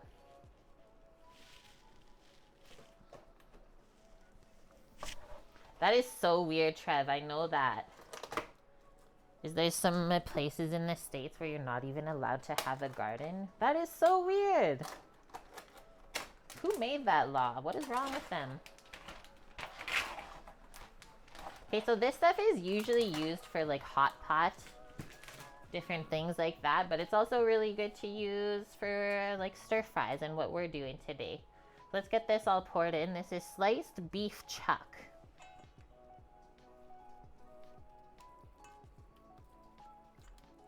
From your freezer section in the Asian markets. It was about $17 for a pound, which is pretty inexpensive if I like compare that to the prices of beef just in the store.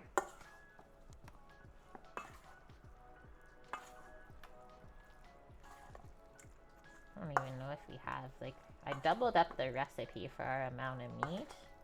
I guess it's not supposed to be super runny. I'm gonna switch though to my hands. I'm not gonna be scared. Just to make sure that it's all really nicely coated. And then this we'll just set to the side for now. Things marinate better at room temp than in the fridge, especially if you're gonna be cooking it fairly soon. Yum. It smells really good. It just like soaked everything up. Kind of magical. Keep that all packed together.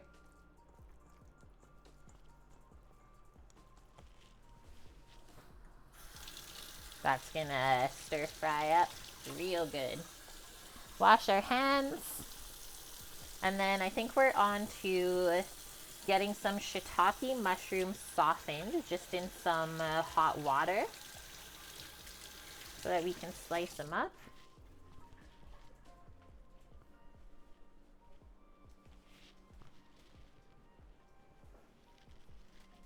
You've seen them but never bought them, so now you know what to do with them. I've also used it for bulgogi before. But yeah, usually it's used in hot pot soup. Let's put this stuff away, or maybe let's check actually our recipe. We might need the honey and soy sauce for the bibimbap or bibimbap sauce. Just the soy sauce, and then they use sugar. We'll just use honey then since it's here. So put that to the side. This, let's just get a small bowl. It says 8 dried shiitake mushrooms. You can do as much or as little as you want.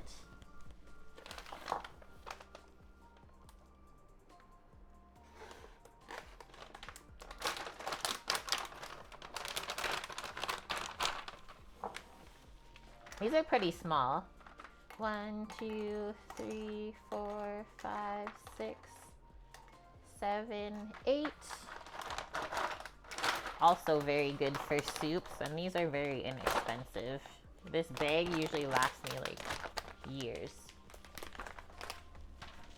So now let's get our kettle. I've been boiling water to do dishes, guys. Our building finally posted a notice saying that there's something wrong with the hot water heater. Like yesterday I had to have a cold shower before stream. It was messed up. I was so mad. But yeah, been laughing. Boiling water in the apartment to do dishes. You have these, Suzanne? Nice. Okay, so we'll soften those up. Does she say anything else, really? Soak the mushrooms in a large bowl of boiling water for 30 minutes or until they're like soft and rehydrated. Drain, squeeze out the excess water, and then just slice it. So that's easy.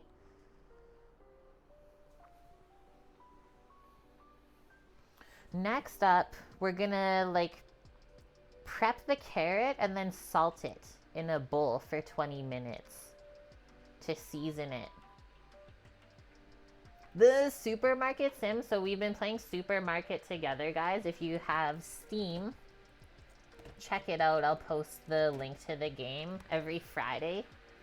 We just finished up week 2 together with everyone, but it is hilariously fun. I think we're 11 days in now or something into building our supermarket.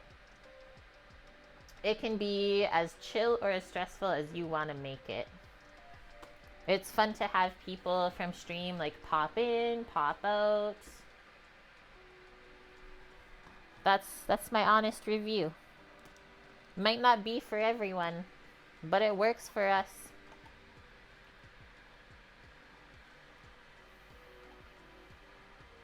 So the carrot should be cut into batons, it says. So you can probably use the mandolin for that.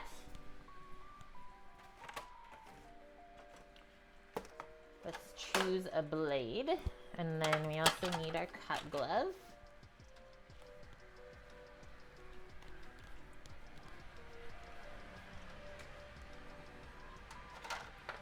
Because we don't want a straight one. I think it's going to actually be the bigger. I don't often use the bigger slicer, but it's going to be that one today. Just going to give it a rinse. And then this slides out. And then if you guys can kind of see here, it tells you how to set it up properly.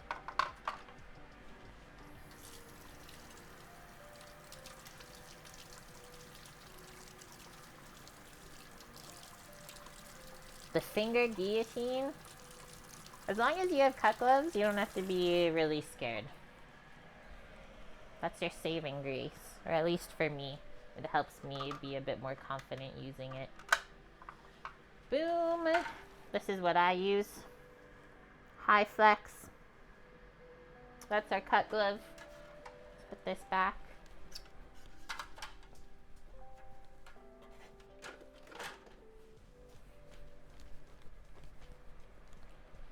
You got the biggest carrot for this today. Nantes. But it was only, what, $1, I think? $1 for this carrot. Can't go wrong. Water is boiling.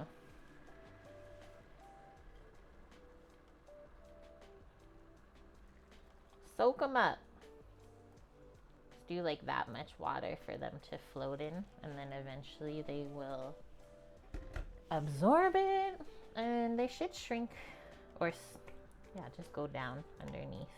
Submerge is the word that I was looking for. All right, set that away as well. Get a peeler. Even though this carrot is seriously so perfect looking, I don't even think we gotta peel it. Just turning the oven down 2 notches.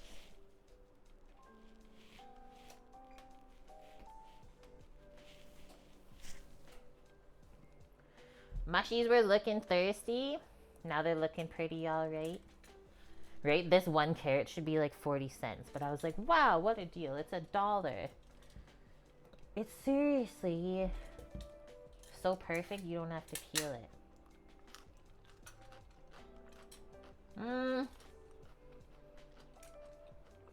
It's like a little bit tough. And I will say, the carrot literally tastes like nothing.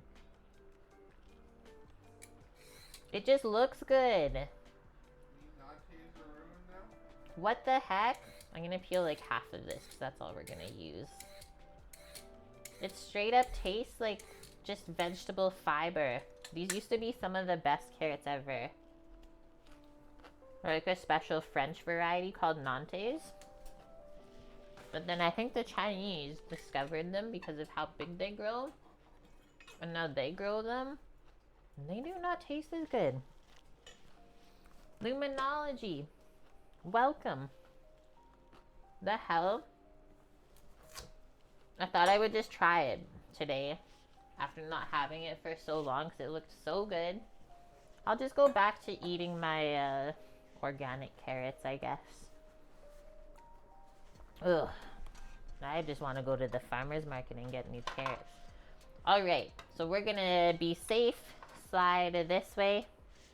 We can back it up a bit. We were really zoomed in there. See what we end up with.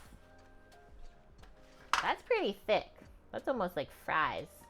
But they did say that we're gonna cook them. So we'll leave it like that.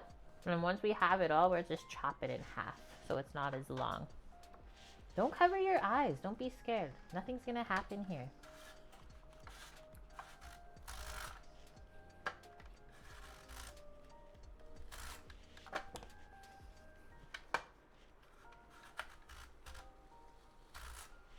If you go slow, like how I'm doing it, instead of trying to go as fast as possible, you'll be fine.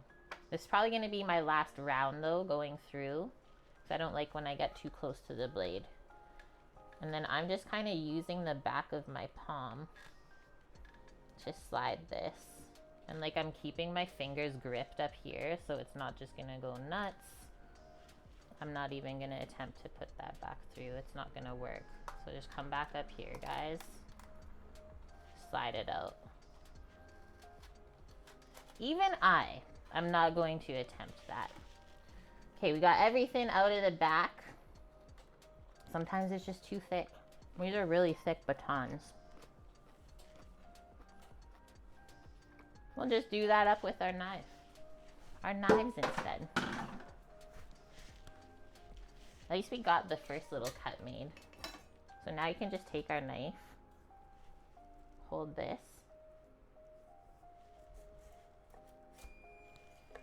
It almost went through. That actually looks kind of funny. Boom. Boom.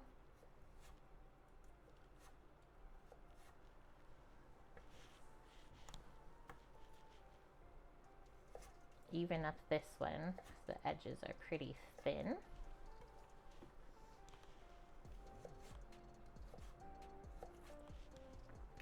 There we go. No one's even gonna know. Now take half of that.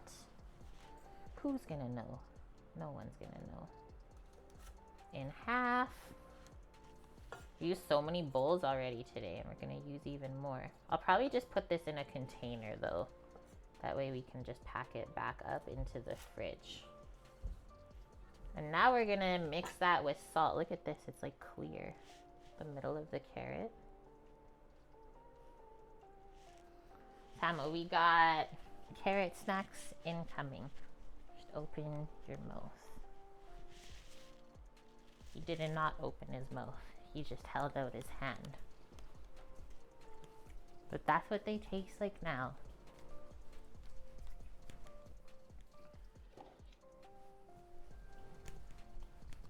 Salt the carrot. Get it seasoned before we cook it. Do you care at all? Laurence, I did not expect that one from you. How are you doing today? How's your Saturday going? Yeah, but we needed it, Boris. Okay, sprinkle the salt, guys, and then I'm just gonna give these carrots a shake up, I think. Season them.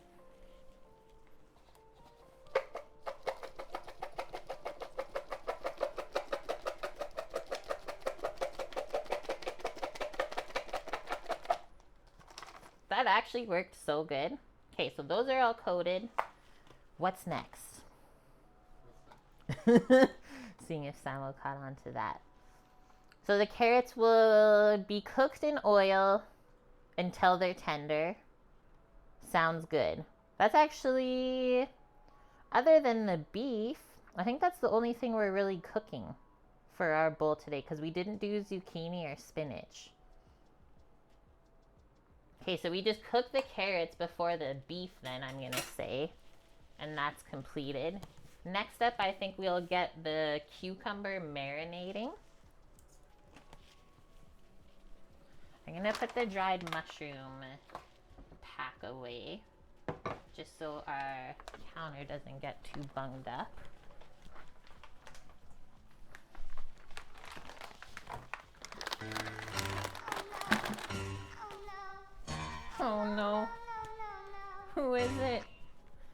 As our timer's going off. Woohoo! We gotta check the cake. Chaotic good, Mage. How's it going? Thank you for bringing your people over here. Cool Cat Cole. Welcome. Give me 1 sec. Gotta peek. Yo, it's actually looking so good. Ah! Okay. This is the pineapple upside down cake. Let me grab a trivet. We gotta take the internal temp to see if it's baked through. Holy shit, I'm so happy though that I put a sheet pan under there. It would have been so bad. We also got Kodali in here. How was the stream? What did you guys do today? It's looking kind of messy. I don't even know what to say. But that's why it's called the pineapple upside down cake, because this is actually the bottom.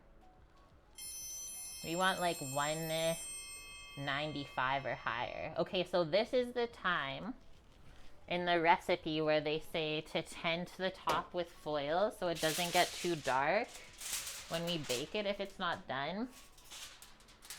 I think we need like at least another 10 or so minutes. We're gonna do that. Switch this because I don't like the glare. There we go. And just tenting it, so you don't have to like wrap it super tight with the foil. It'll just automatically kind of make a barrier. When we do that, back in the oven, and I will set probably 7 more minutes to check again.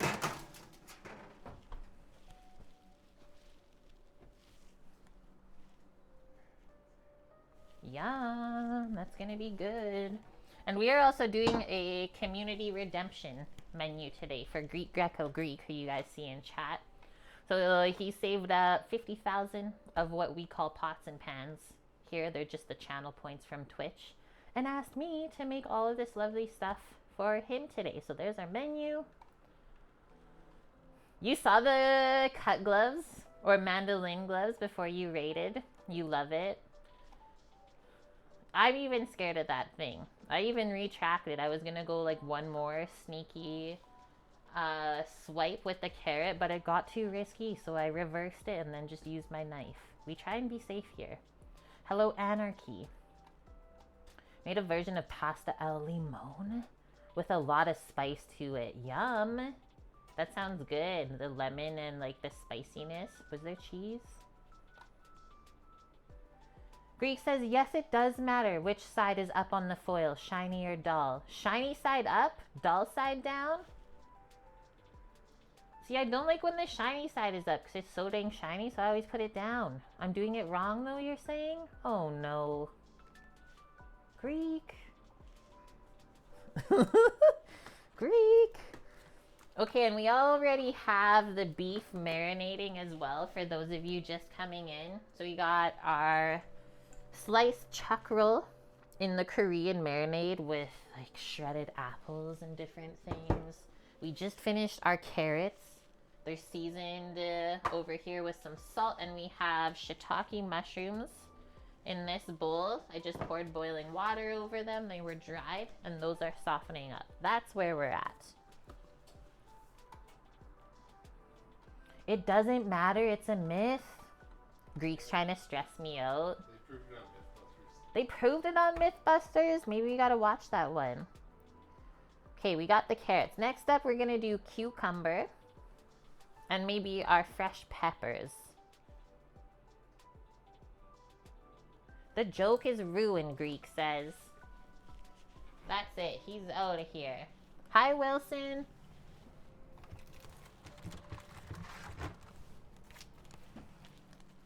Cucumbers instead of zucchini.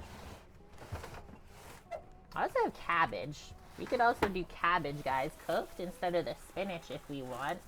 That actually might happen. Use it up. Let's do, what, a yellow or an orange pepper? Oh my gosh, I'm glad I checked the bag.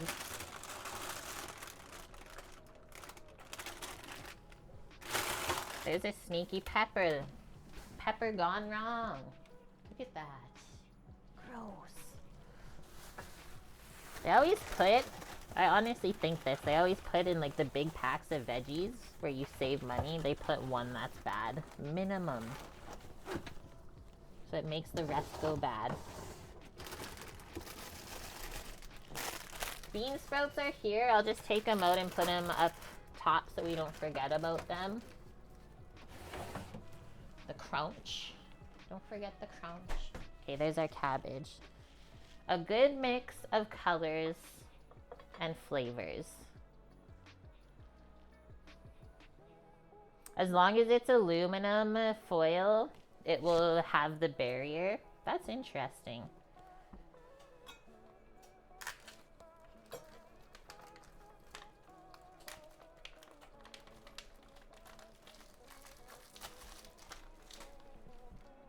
You want me to do all of the cucumber, Samu? Maybe like 3/4 of it. Marinated cucumbers.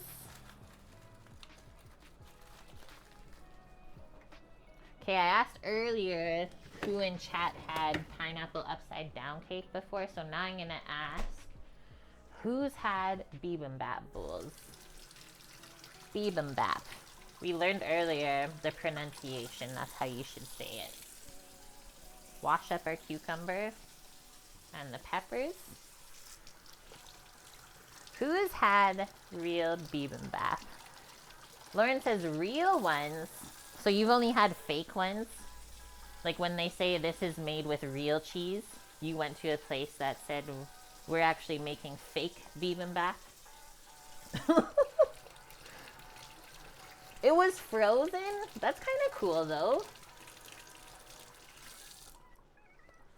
You might have had it when you were in South Korea in 2001. That's a blast from the past. Good memories though, regardless. I like that we consider like processed frozen foods fake. That's perfect. Yeah, she ordered the display model. Okay, trim up the cucumber. And I think we'll just do like half moons. Do I have any more bowls here? One for this. That'll do. Laurence needs caffeine. And then trim this up so it fits your knife blade. And we'll go boom in half like that. We'll leave the seeds in. I don't plan to keep this in the fridge for more than like 2 days. And about 1/4 inch thick slices.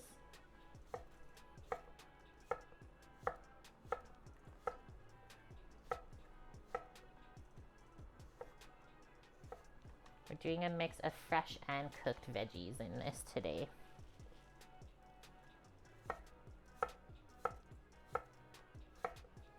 Cucumber I usually like to make like a little bit spicy. We can put some sriracha in with the mirin, maybe just a little bit of oil to help coat, and then soy sauce and sesame seeds, which is what I like. This is one of my like favorite kind of quick cucumber salads to make with kind of anything Asian if I need something fresh and crunchy.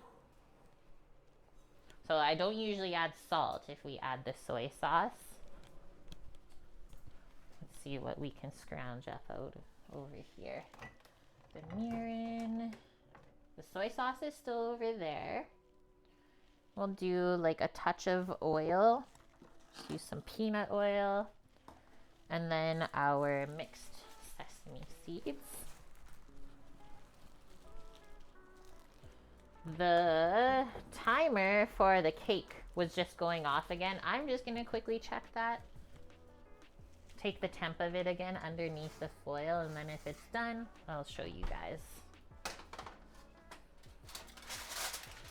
Okay, so that definitely helped it not brown too much more. We're at 182, so really close. Say maybe 5 more minutes and that is good. We're looking for 195. I love the crunchy bits that's happening on the outside of the cake. Gonna be good. 5 more minutes on the clock. Lily, good to see you. A lot of places make bibimbap, but not the authentic way. Mostly since soy sauce is most salt anyways. Yeah, for sure, right? Okay, let's leave the sesame seeds till after. We'll do a little bit of our oil. The oil will help all the other flavorings coat the cucumber nice.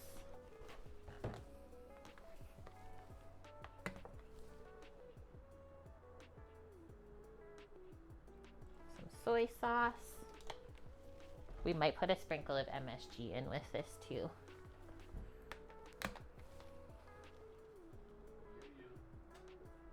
This is a sweet mirin, guys. So it's got a bit of sugar inside of there to balance out the rice vinegar already. MS Jesus. MS Jesus. A little bit of sriracha. Because we'll use gochujang later for our actual sauce. Can I get a oh yeah? I can't use this and not say it. Guys, this might be plugged. One sec. Like, the brand couldn't be more perfect.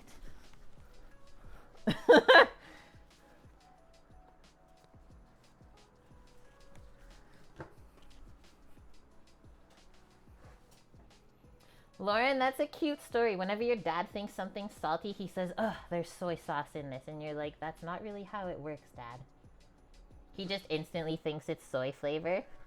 Oh no. Guys, malfunctions are happening. I gotta squeeze it out.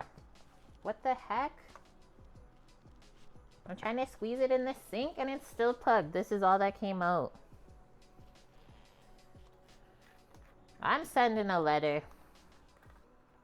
Oh, just soy, not even soy sauce.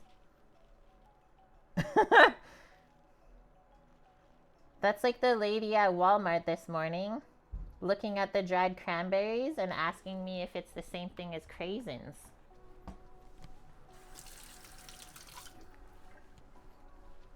I said, yes, ma'am, it is.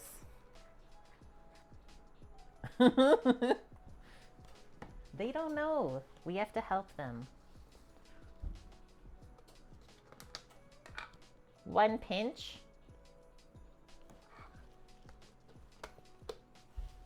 What did Lil say? I missed something. It looked exciting. Also, don't ask me what's going on upstairs. Someone might be dying. No fucking idea where the sun's going. They won't have the signature crispy rice at the bottom. Oh, yeah.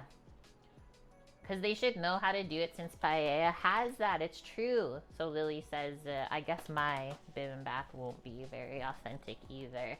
I was getting asked about the having the clay bowl. I'm going to do a bit of pepper in here, guys. See, maybe I've not even had an authentic one. Maybe the closest thing I've had is like ramen in the clay pot. That was amazing. Let's get this all mixed up. You've never heard the term craisins? So craisins are like what a brand of dried cranberries is called here. So Ocean Spray is the brand. And then they call the dried cranberries they make craisins. And that's been in North America for, oh, I don't know how long. Since probably I've been around. So that's like what the older generations know dried cranberries as. That's how they were raised with it. It just made me giggle a little bit today. It was cute. Let's just keep those sesame seeds because we'll use them later for garnish. Either moving out already. Maybe. And then, yeah, so everyone thinks that craisins are like a cranberry raisin hybrid, but it's not. It's just a dried cranberry that they marketed to sound like a raisin. Mmm. Makes me want sushi. Okay, those are really good. I'm gonna just put them in the fridge for now. I didn't make them super spicy. Like, you can't even really taste the heat that I did put in there. Because we're making a really spicy sauce for the whole bowl with the gochujang. That was our 5-minute timer on the cake. Let's reveal it.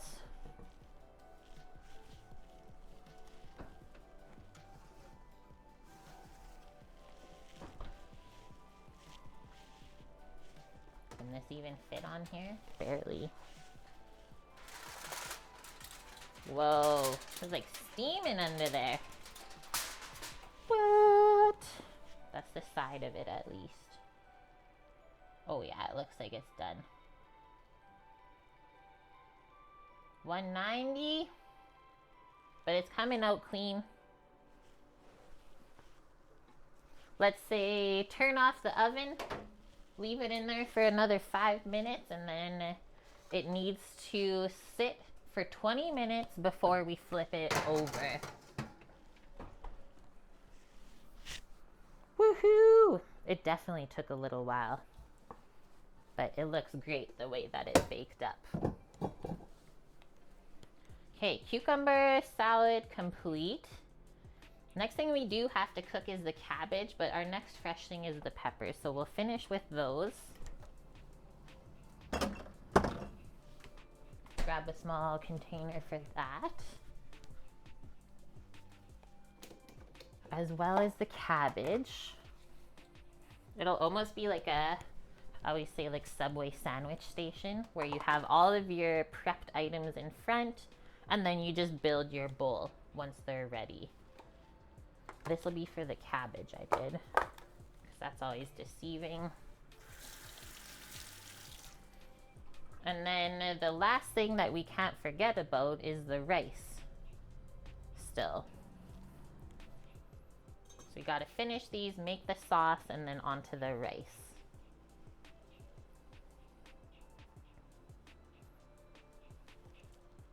This pepper's terrifying. I'm trying to save it. Or save a little bit of it if possible.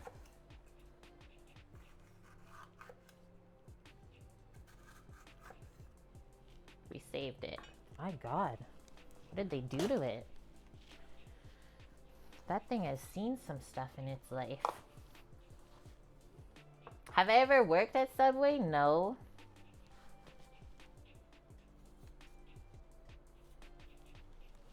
I've never worked at a chain restaurant before, guys. These we will kind of julienne, just like the carrots. I'll show you our little batons that we made earlier. So try to match up with that if you can.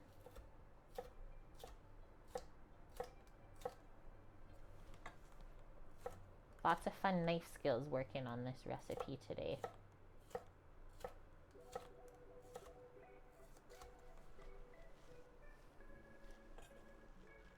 Red Seal chefs don't work at Subway. I mean, some might. You never know. Everyone has like kind of their own adventure and things that they want to accomplish. We all gotta start somewhere. What cuisines am I most familiar with? Like in culinary school, we're taught the basics of French cuisine. So for sure that. Italian food for sure. Something I'm always familiar with cooking, never scared of. Mexican food. And then maybe like Thai food, like Southeast Asian. I'm really comfortable with making. That's probably like what I'm most comfortable using and creating.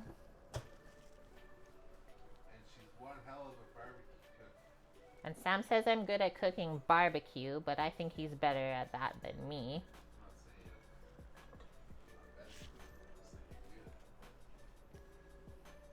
Okay, this will trim this way and then cut it to match again.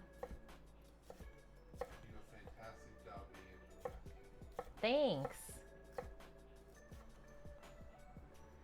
these little bits and bobs we'll just put over there. Sam says, I don't light things on fire, and I don't usually burn stuff. That's his review.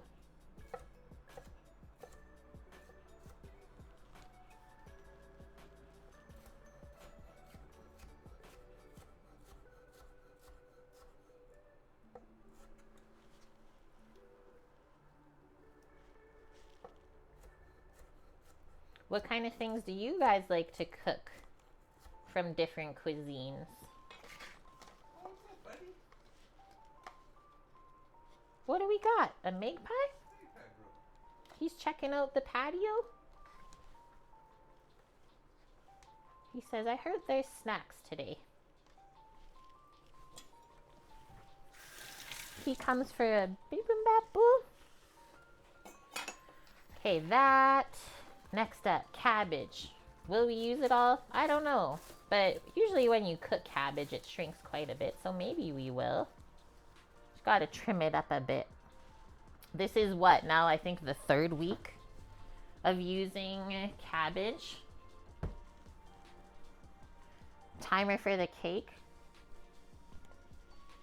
Time for it to come out. And then we set a 20-minute. Oh yeah, it's pulling away from the edges. That's great. And then we set a 20-minuter. And then we flip it. I'm terrified. It's fine. Hi, Baker Vuke. Good to see you today. That was fun yesterday in Graham's stream. I was like, hey, I know that person.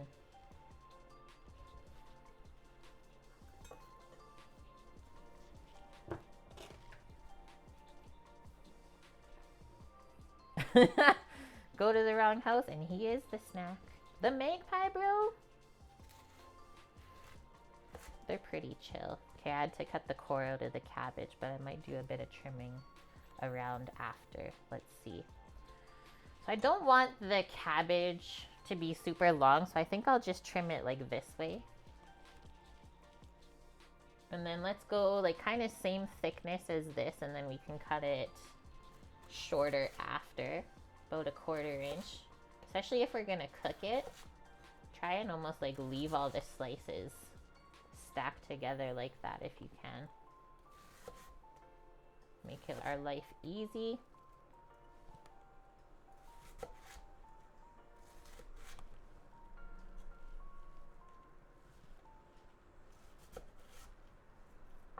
So I did cabbage instead of spinach, and then cucumber instead of zucchini, guys. And then I added bell peppers because I had it extra in the fridge. And I thought, hey, that's probably going to be okay.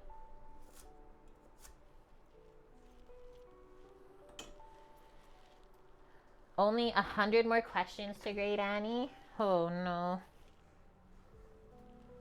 You had 1.8 liters of coffee already today?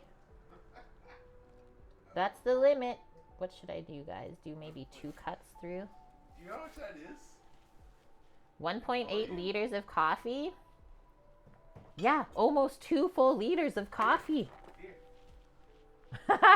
Sam's entire massive water bottle. I would die. I would be in the hospital for dehydration.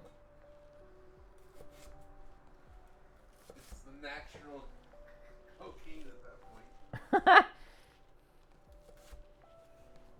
It's the only way he makes it through, guys.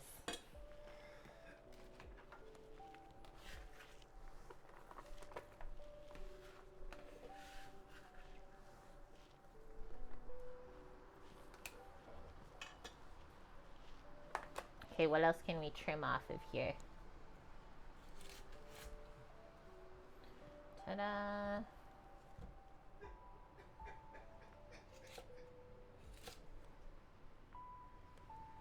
Samo's giggling. I don't know at what. Old guy walking across the street, not giving any shit. Just like, hey. You're gonna wait. stop? He wasn't stopping walking. He's on a mission, man. Oh yeah, he was going. That's crunchy. Mmm. That's gonna taste good. Okay. Move over, foil. What's next? We got this and this. So the peppers. Guys, we want to cook the peppers or have them raw? They might be yummier raw. I'll ask Sam.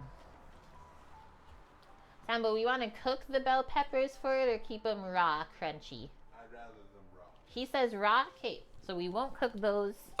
We got carrots and cabbage to cook. Cucumber and peppers fresh. And bean sprouts too. Next one is, I think that's it for the veggies, our sauce. And then rice. Blanch them for color. That might work good too, Greek, yeah.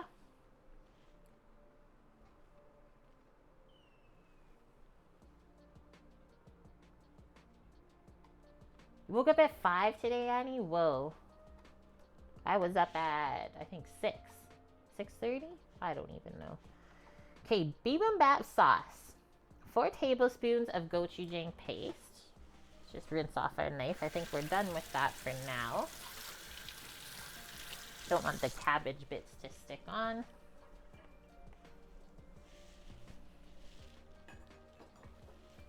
Gochujang sauce. We got the mirror in there already. The gochujang is living underneath my chili crunch that we've made before. So this is that. What else? Rice vinegar, soy sauce, honey. We need more garlic, guys. More garlic in our life. Wish they would have. We should have looked earlier. That's okay. The garlic press is in a good spot. Fresh garlic. And then sesame oil. What does she say for this sauce? Mix the ingredients until the sugar is dissolved. Set it to this side. So I'll mix this in something that I can just put a lid on if there's extras and put it in the fridge. Usually these deli cups work really great to stack up. And it holds 2 cups. Although this one's not going to work because there's a crack in the bottom. So that would have been a booby trap. Something I always watch for. It happens. They don't last forever. Oh my gosh, this one's even worse cracked. Yellow. 3rd time's the charm. 3rd time's the charm. Whew. That was crazy. Hi, Eric. Good to see you today. Laurence, you had a 0 sugar Pepsi, but you usually have a few coffees. You've been naughty. Yeah, we were on like a tea kick for maybe a couple of weeks, and that's about as long as it lasted. Okay, 4 tablespoons of gochujang paste. We might double this recipe too, actually, for the sauce, since we have double the amount of meat.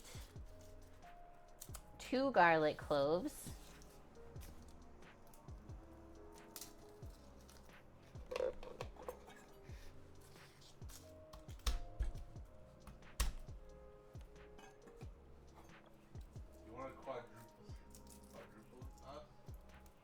Quadruple the sauce. Yeah. Sam says quadruple the sauce, guys. Shucked. Is this a baby's meal? 2 garlic cloves? Fine, I'll do 4. You just got out of bed? I was thinking about that. It's like someone I follow online said that they slept until like 10 a.m.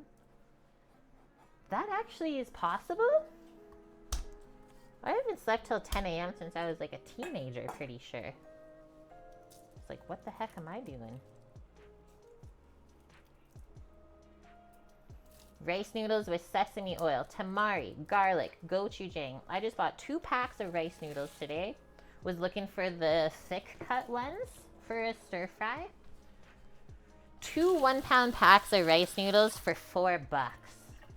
I said, you know how much food that's gonna be? Insane amount. Okay, rinsing out the garlic press.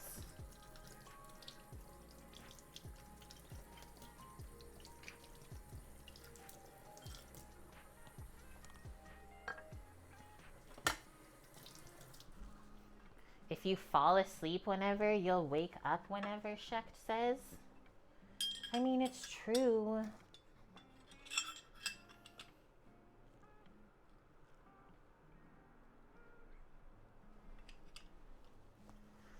Oh, really, Lauren? That's what you do. You work from home and you take calls at night. So now you're up till like 4 a.m. What? This is a garlicky recipe, guys. Smoosh it in there. That's gonna be so good for the sauce. Garlic is life. All right, next one.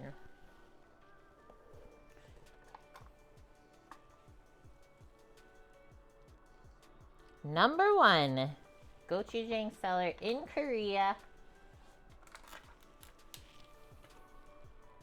Literally pepper paste.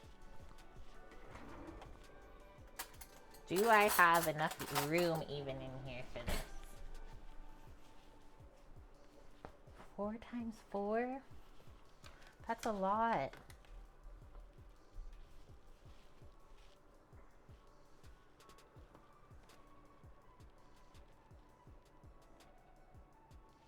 It's thick stuff. And it gets thick as it gets older in the fridge.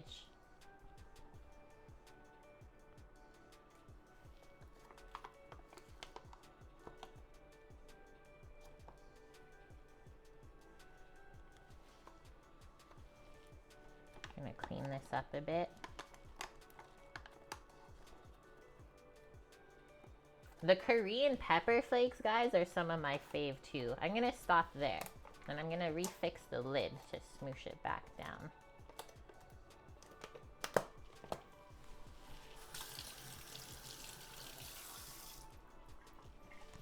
It is good stuff. It's like sweet and peppery. It's got this really nice floral flavor. Okay. So about 8 tablespoons of mirin. I'm just gonna eyeball all of this in here, guys. And then I think I'm gonna have to switch to a little whisk maybe. Whiskey business. This stuff is so dang thick. Whoa. You don't want to like splash when you try to mix it up. Other thing I sometimes do is just give it like a little heat up in the microwave to soften it up because all this stuff is out of the fridge. And then we'll keep the spoon so that we can taste our concoction after this. Just add a little bit of this at a time for now to get this diluted.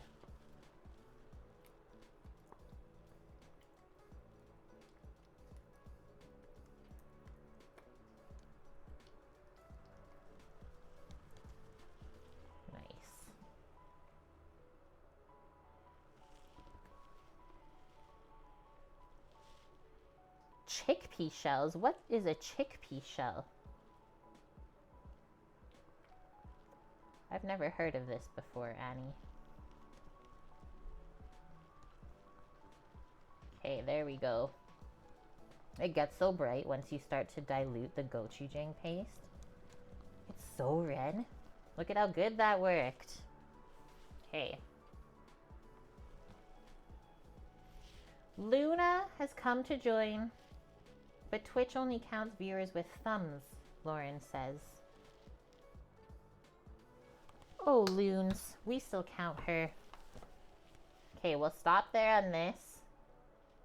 So just kind of mix after we add every ingredient. Next up, we'll do a bit of rice vinegar.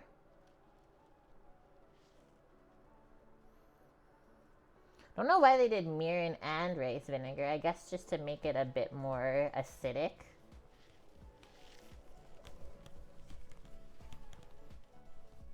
We gotta crack open a new bottle today. I finally got one.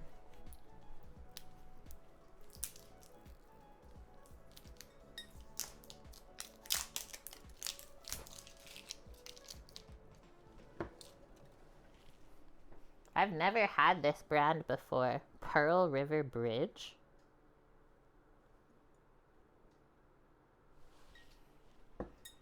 Unknown. You want to drink the chili paste?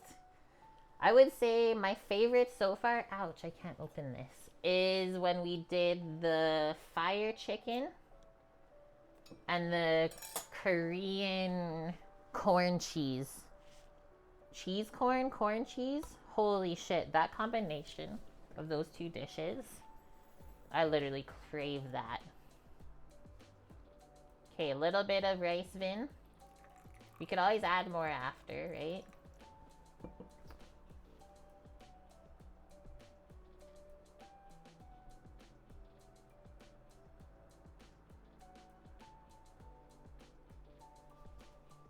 That one doesn't want to mix in really.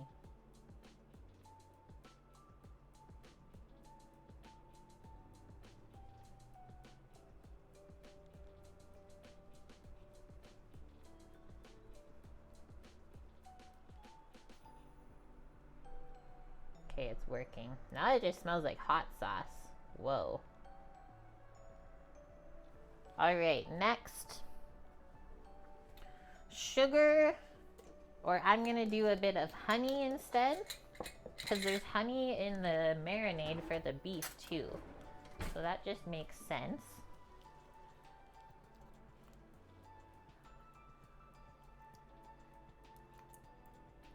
Grab what's soft and that will dissolve in.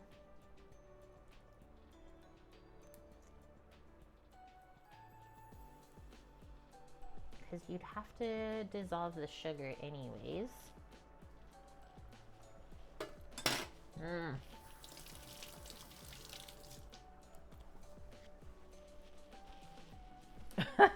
Annie. The letter K. You guys kill me. Smoosh it up. Okay, I'll let that sit for a moment. We will do some soy sauce. We're getting pretty full here on the container, so luckily this is one of the last ingredients other than a bit more sesame oil, which is also in the marinade. Nice, you got all the fixings for a Thanksgiving dinner feast at the supermarket yesterday. Was it all on sale? They're clearing it out now. This is really pushing it, but I think it's gonna be tasty.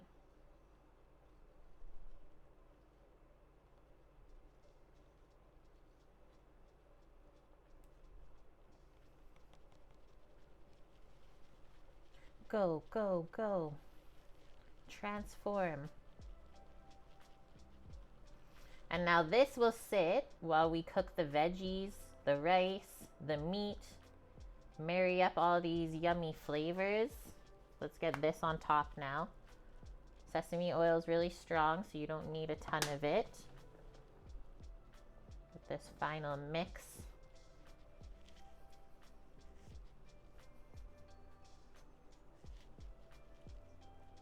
It was reasonably priced. I could barely say that word, bunk. But not on sale.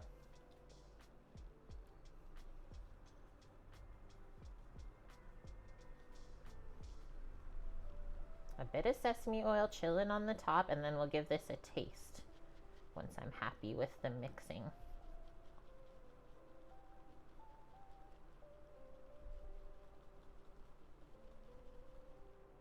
Holy, that looks good.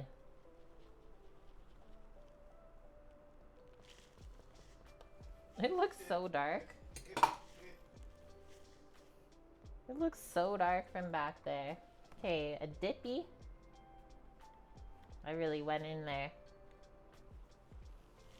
Wanted to show you the color. Get a little bit more off.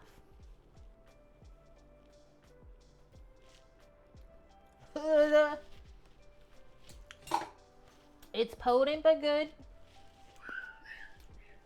That was such a big spoonful, but I wanted to. That's how it should be though. because like the rice is plain. The other veggies just really have like salt and stuff, and then they're cooked. Please save that. So you need it to be potent.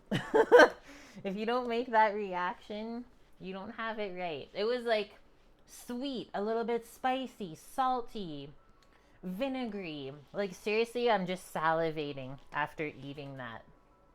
Whoa. Hello. I don't think I want to change anything in it either. My eyes just watered, I know. It was crazy. Okay, sauce complete. Now just rice.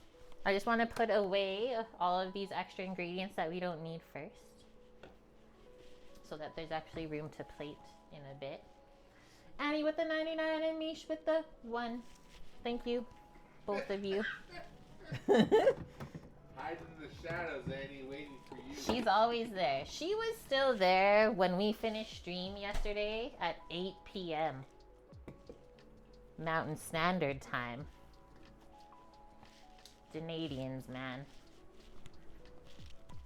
They're always there.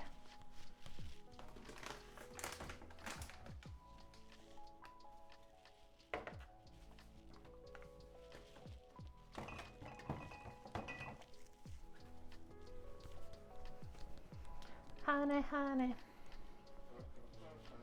Okay, we have enough different cooking fats to use up, so we'll put the peanut oil away for now. What should we fry the beef in? Oh, how is that for unreal timing? The timer for the pineapple upside down cake is going off, guys. That means we gotta flip it. I'm scared. Thank you, Bonk. Was that you who did the clip? Oh, you weren't actually there. You were just there at the beginning, and then you woke up when we were leaving. I mean, that works too. Okay, I need to quickly read this recipe from Sally. Invert the slightly cooled cake onto a cake stand or serving plate. Something that is gonna fit all of this goodness. Without, you gotta think of the sploot. That works. The splootage. Bring over this whole set, I think.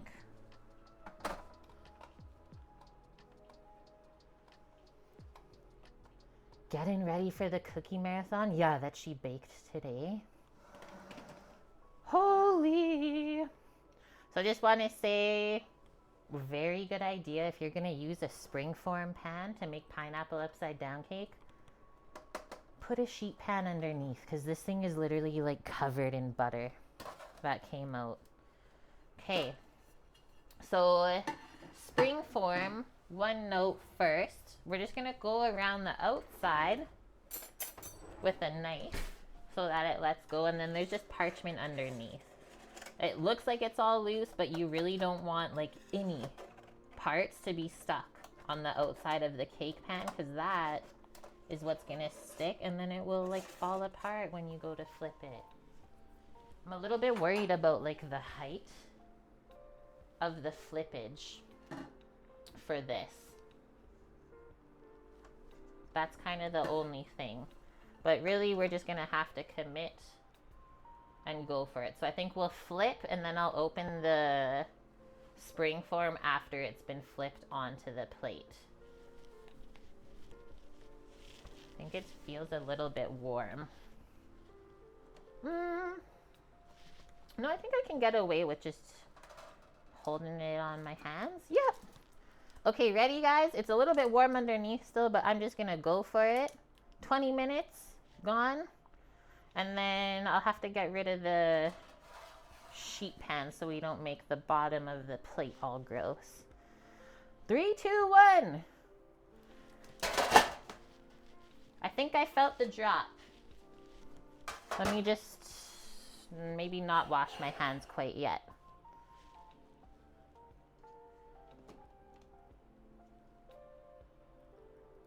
Slowly.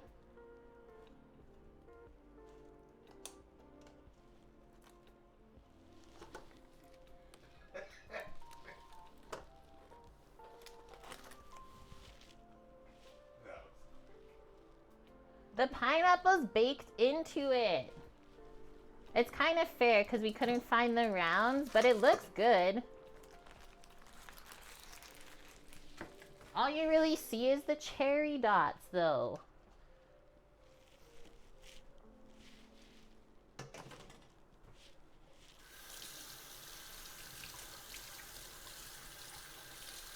Greek, I think it's going to taste amazing, though.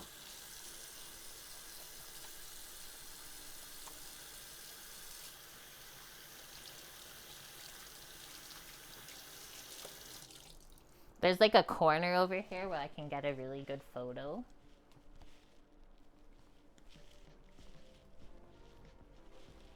We're done with the rack.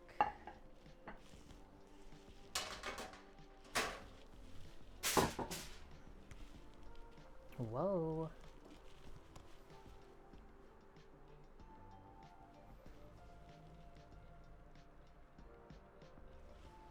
Do you want to taste it now, Samo? Isn't it supposed to cool down? You want to cool it more?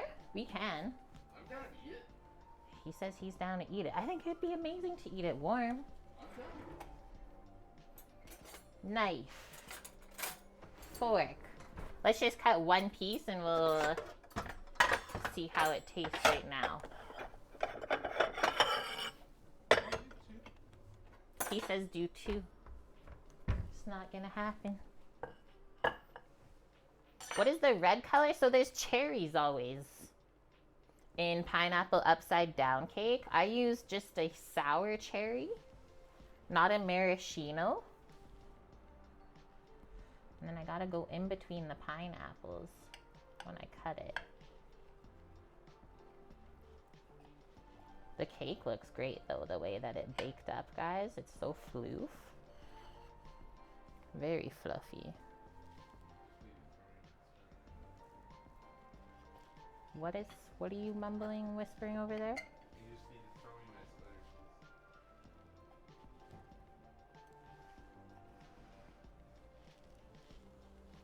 spider cheese. It's ooey gooey.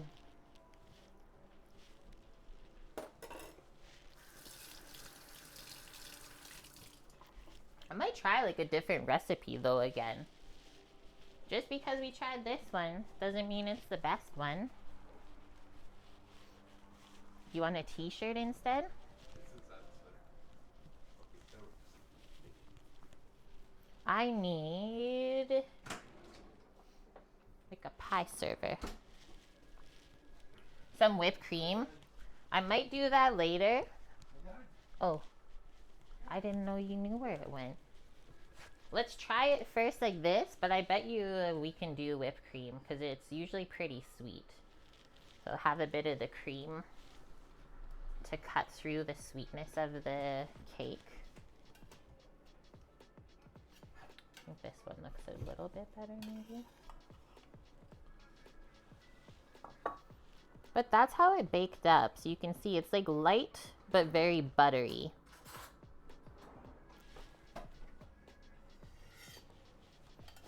Samo's gonna go for not whipped version of cream. He's just gonna pour it over top.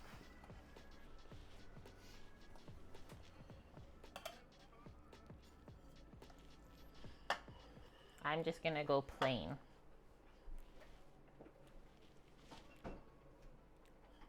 Because the pineapple was really sweet in the can too.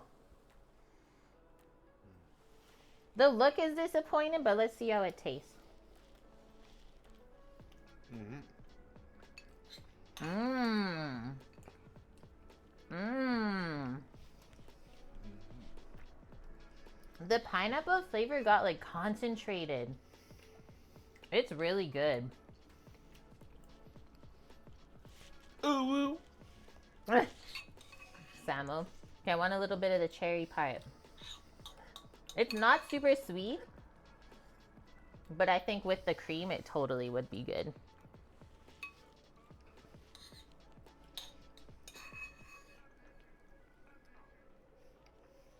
Mm-hmm.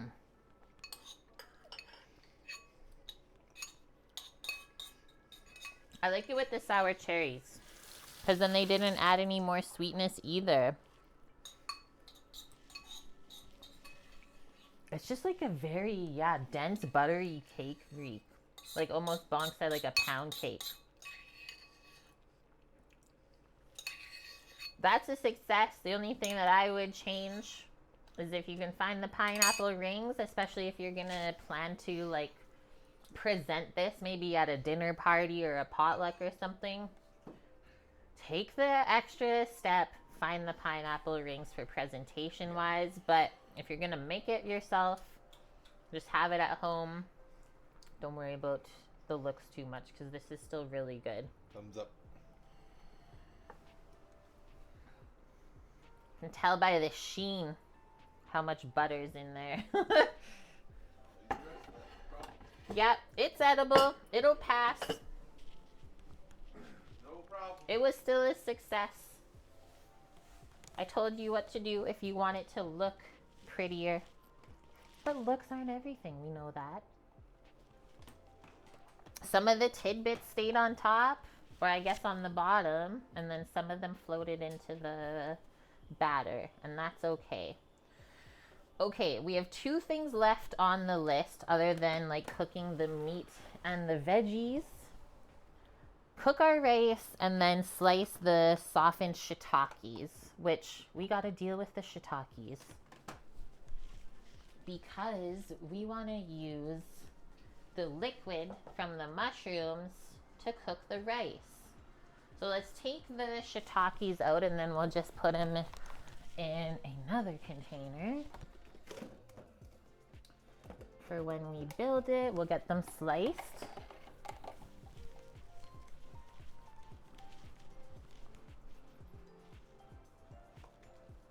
It was nummy, and yeah, there was no rum in it. But I will tell you about something that does have rum that Samo made the other day. So we're gonna squeeze out the liquid from here. Samo made a like natural version of Irish cream from scratch. My goodness, is it delicious in coffee. With like maple syrup, cocoa. I don't even know what else he put in there. Sweetened condensed milk. It got so sunny and warm. See, I love that about the coast. These feel so funny. Whoa! I just put like mushroom juice all over. My bad. Yeah, done with winter, back to spring. So all of this will go into the rice. Gotta measure it out. So now these just get sliced. Do we want to take out the stem, guys? That's usually what we do.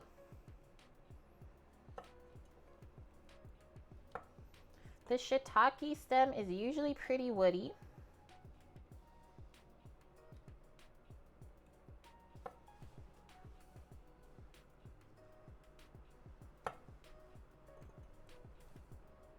This one is really hard. Same with this one. Holy smokes. The heck?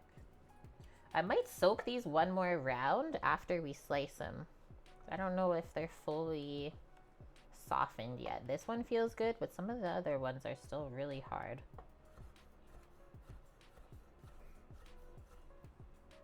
That's what it's gonna look like. Little mushroomies. They smell so strong. Holy.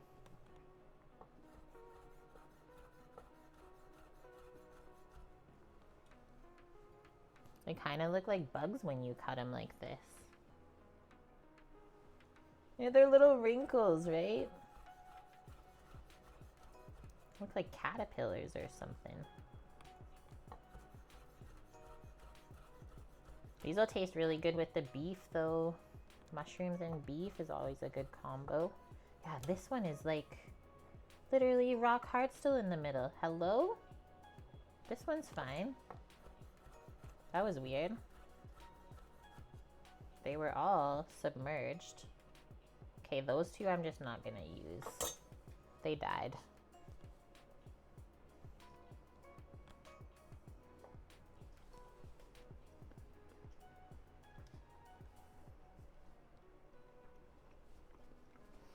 They don't really taste like much, I will say that. The smell is a lot more pungent than the flavor on those. Interesting. I think they just take time cooking the things because of that. Because they're dried, it takes a bit to get the flavor out of them. That would make sense.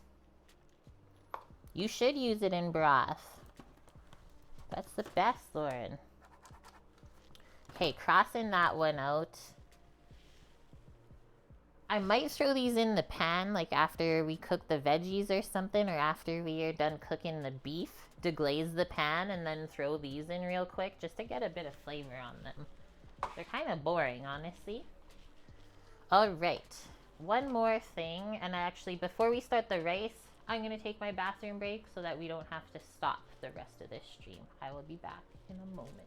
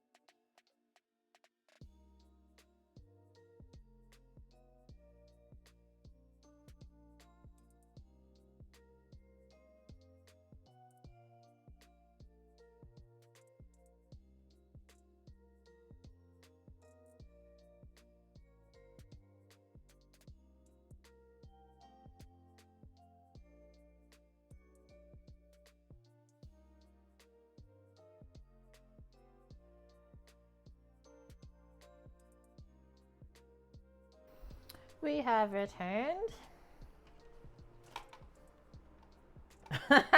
Greek.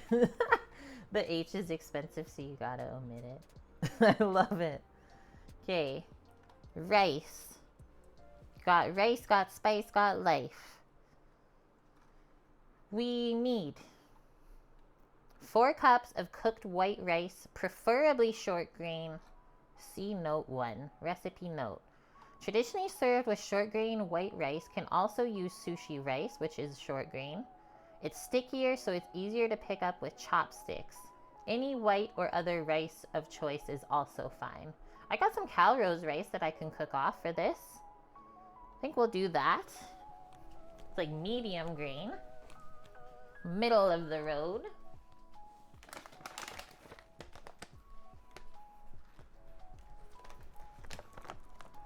They got good directions on the bag. One of my faves, I don't often have short grain rice in the house, guys. I don't make sushi at home. I pay other people to do that for me. It's one of the things I actually enjoy the least, for sure. So yeah, medium grain is what I usually have, so we'll use this. Easy directions on the back, we'll just follow that and cook around 4 cups or so. So usually when I cook like 2 cups of rice, that's around 4 to 6 portions. And leftover rice is always good. It's always better to have extra than not enough. So they say for every 1 cup of rice, we need 1 1/4 cups of water.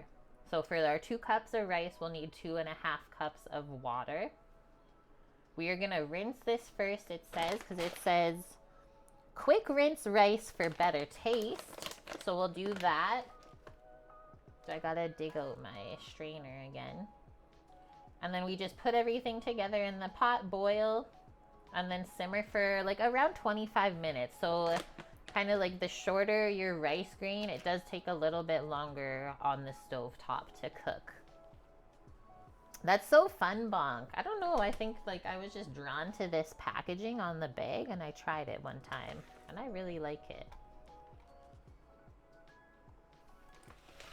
2 cuppers.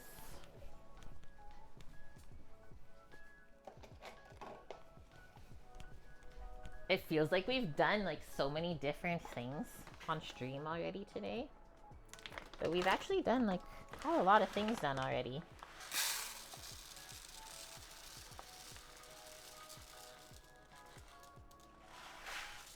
Two cups. There's like maybe 3 or so cups left in there. That's good. What else should we make with this? I like how there's a sticker that says new crop. New crop.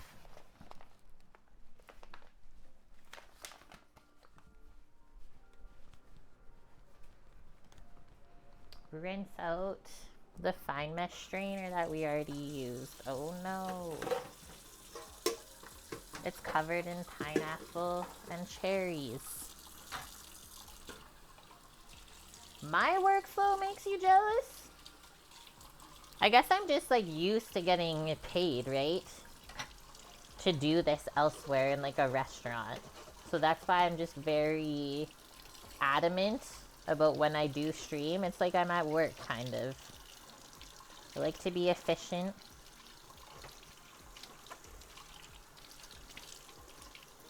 And also, like, the way that I make the lists are very helpful.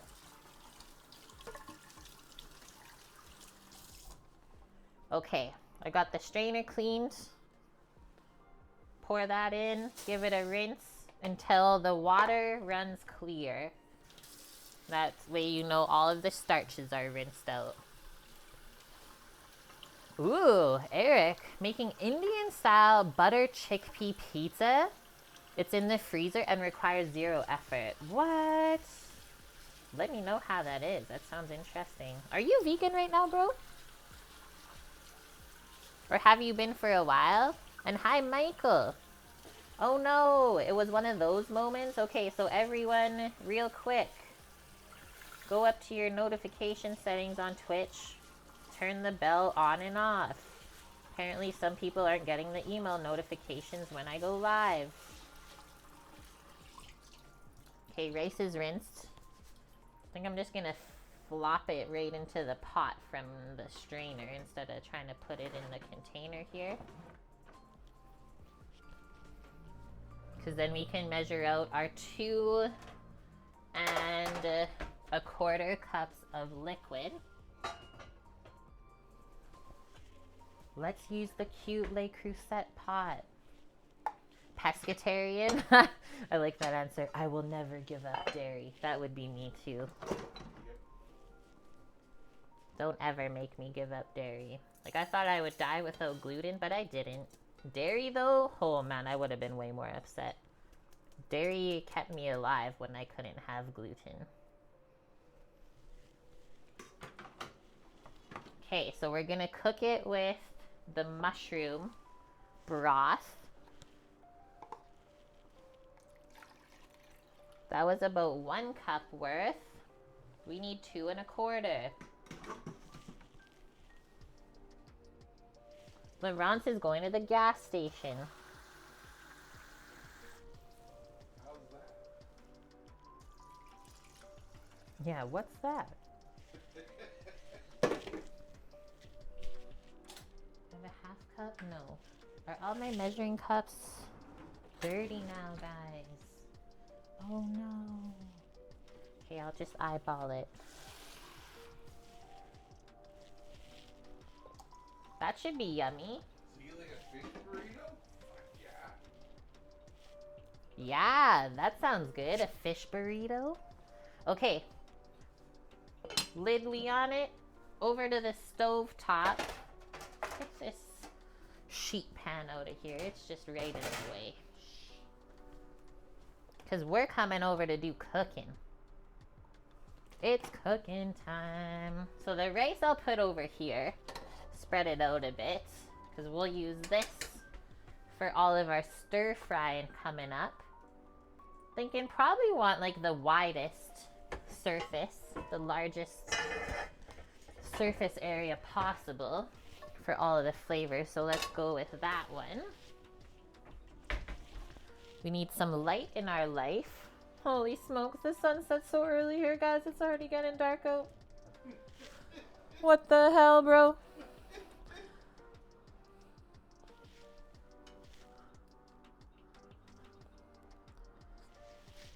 Alright, turn the rice pot on to medium for now. And then got that, our sauce there.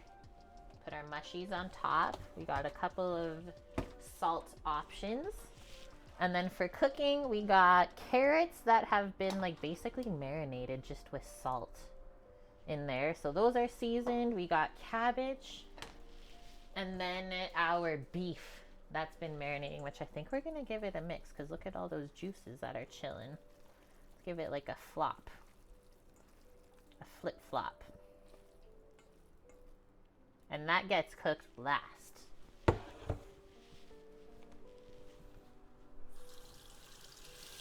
Washing the handles.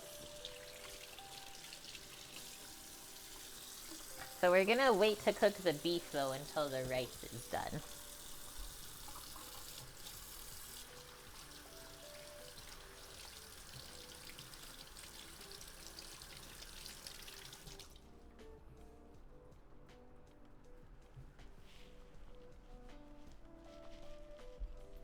Okay, let's turn this on to like medium high heat and then let's get some fats out. Cooking fat.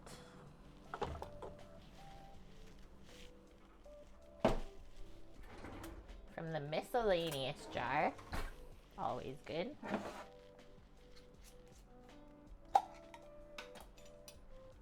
And yeah, these veggies just get cooked with salt really simply.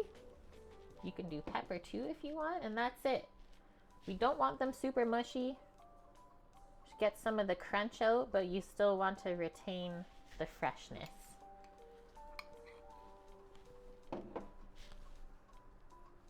And that way we'll have a contrast of cooked and fresh veggies.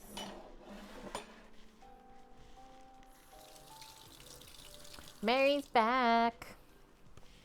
That's what you forgot at the market, Bonk? That's rough. You forgot the better than bouillon? Did you need it for your turkey dinner?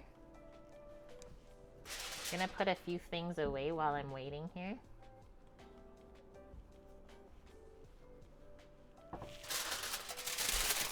Don't need the foil. You gotta put the list on your phone. The Bring app.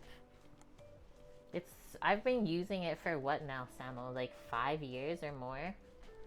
This is my food. The Bring app. Electronic list. So you just choose your items. When you find it in the store, you press it. It's gone. But I still need the pizza dough for tomorrow. And you can like share the list with other people because I know that you go to a lot of potlucks. It's seriously the best. And then I don't use paper either.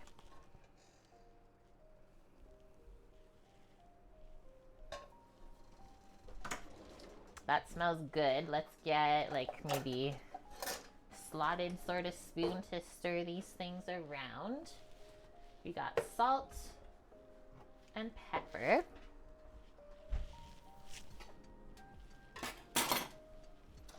Cleaning up the bit of mess I made.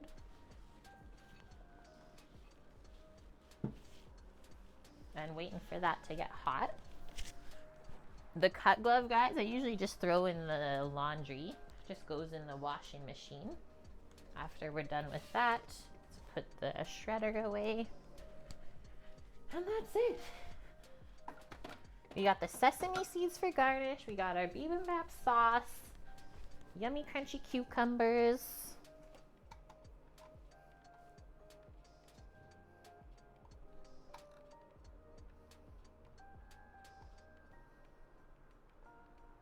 Oh, and we can't forget the egg. Let's take out 2 eggs. The last 2 in the container. Nice. So it goes beef and then egg and mushrooms. Sounds great. Okay, this is getting hot.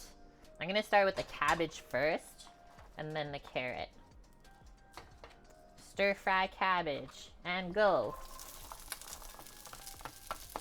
And we'll just put it back in this container, so hang on to that.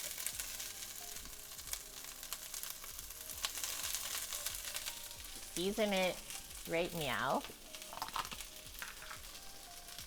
She's popping.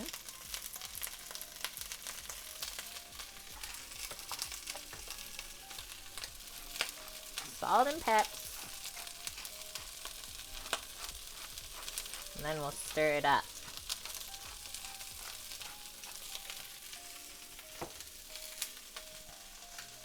Need a little bit of fan action. We stir and then we fry. It really just says it in the name. Give it a stir and then let it fry. One day in my life, I will experience what it's like to use an actual like wok station with the fire. Sam says it's nuts. A piece popped out. It went pop. What the heck? Get back in there. What a sneaker.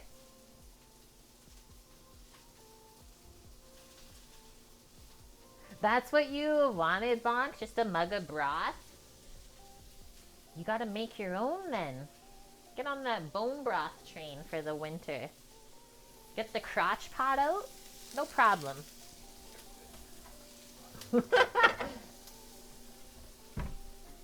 It's the running joke. These are our bowls that everything's gonna get plated in. Getting ready for that.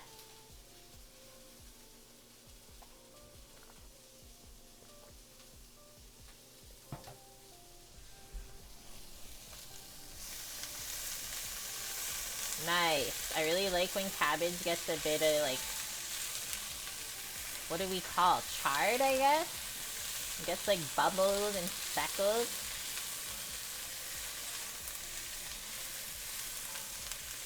Remember, we're not gonna cook this till it's mushy. Just taking the initial like crunch off of it. Yum. How's our rice? Hello? I'm gonna turn that pot up a bit. Nothing's happening. 3rd degree cabbage? Watch out.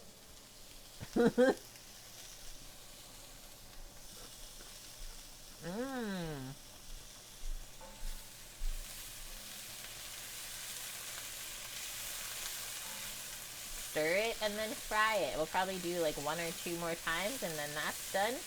Onto the carrots.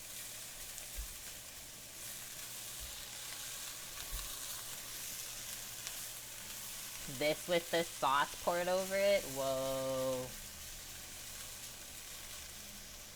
Just the steam rolling out of this pan right now. Kind of like blanching, hey Greek?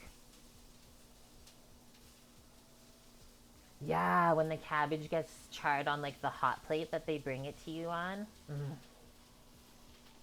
Saint Maillard. The flavor saint.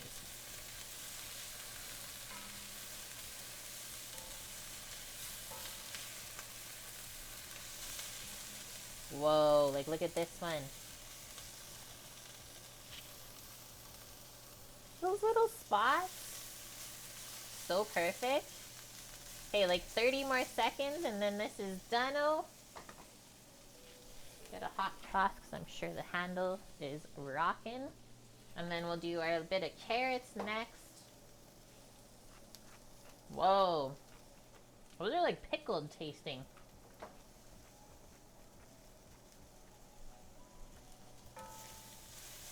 They're salty but good.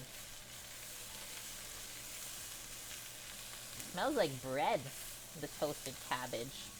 Just turn this off for now while we pour it out.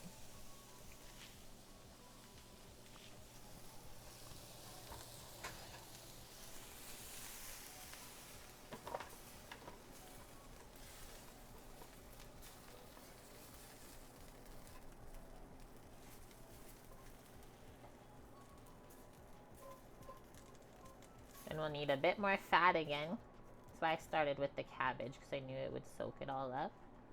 Just gonna wipe the side of this pan, just in case any oil ran down.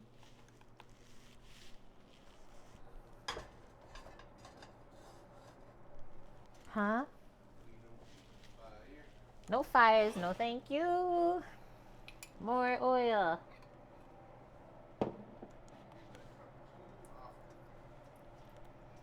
No fire truck coming here. Don't jinx us. We haven't heard it yet today, Samuel.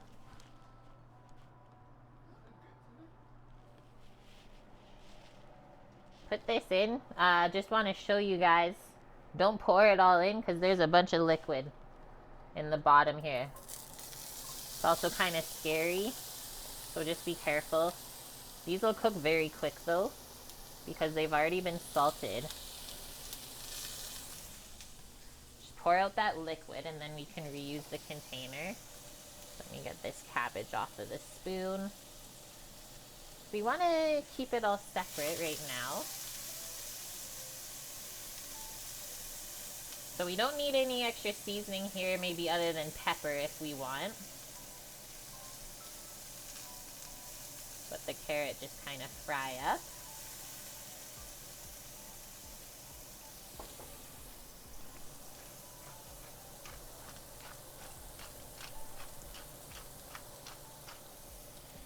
Hello, rice? Oh, yay. Okay, we're up, guys, finally. Can you guys see? Maybe not all the way. Let's go a little bit higher. So we're up. I'm just going to turn that down now. Pop the lid just a touch.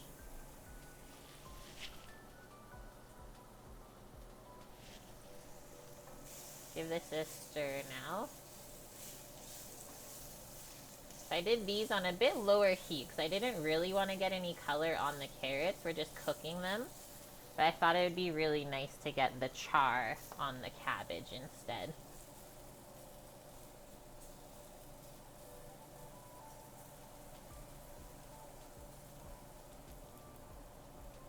Get that one layer even so it all cooks right. Do like a minute or two more for that and it's done. So the rice is up. It takes about 25 minutes. It's probably been boiling for a couple already. So you have 20 or so minutes to get the rest of everything ready while the rice finishes. Yeah, Mary Lake Crusette was on sale on QVC. I know for Black Friday they did like 25% off of everything. Which I thought was amazing, but yeah, I couldn't afford anything. It's so expensive, like the brand new stuff. I've been really liking watching, like for secondhand. Okay, those are done. They're crunchy, but cooked. And man, like pre-salting the carrots, guys, they taste like almost sweet. It's really good.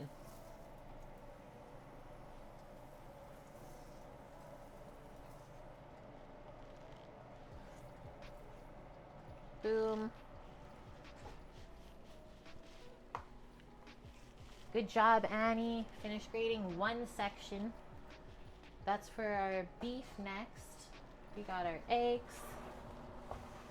Bring the sauce over.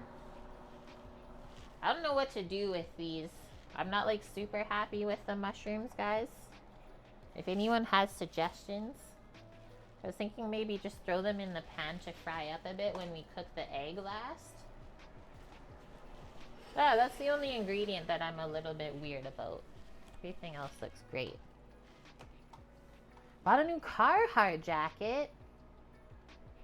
Yeah, you do construction stuff, Annie. You can wear Carhartt. How is the angle of attack? Are you asking me or Annie? Okay, we got our cabbage, carrots here. Oh yeah, our yummy, crunchy bean sprouts. You didn't like any of the North Face jackets, so you went with a Carhartt. Mmm. Good batch of bean sprouts, guys. They're not just all soggy and slimy. Mmm. Oh, the angle of attack. See, right over my head. I'm just gonna see myself out.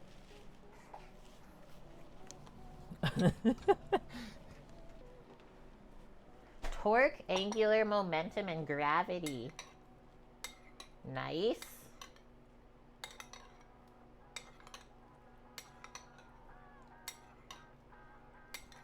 Yeah, we know some of those words. Why do you think I just said nice, Eric? Now, don't ask me to calculate any of it. Thanks.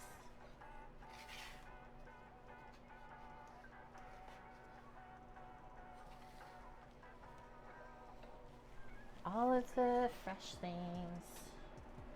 Okay, we might have boiled the rice a little bit too fast. I need to check things out right now.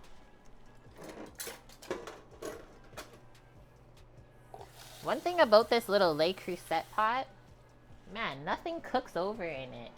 So like stuff can be boiling with the lid on. You don't even know.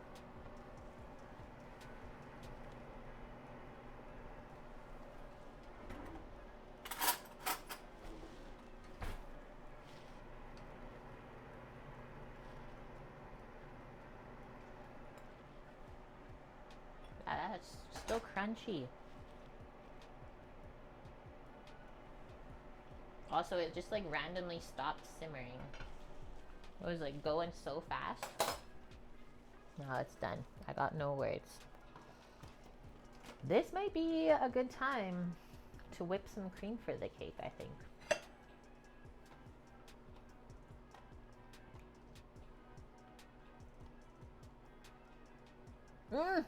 The surveyor's bonk, that reminds me, the other day we were like traveling somewhere where we haven't been before, and it's like kind of set up already to build an overpass at some point. Well, the surveyors were out and it had just freshly snowed.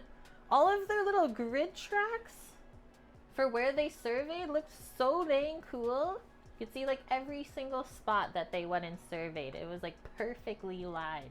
It was like, what the heck?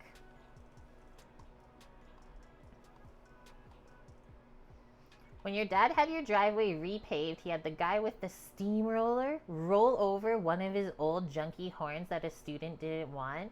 What did it do? Did it make a hilarious noise?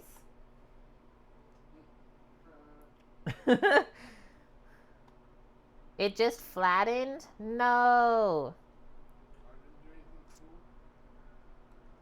Did he keep it?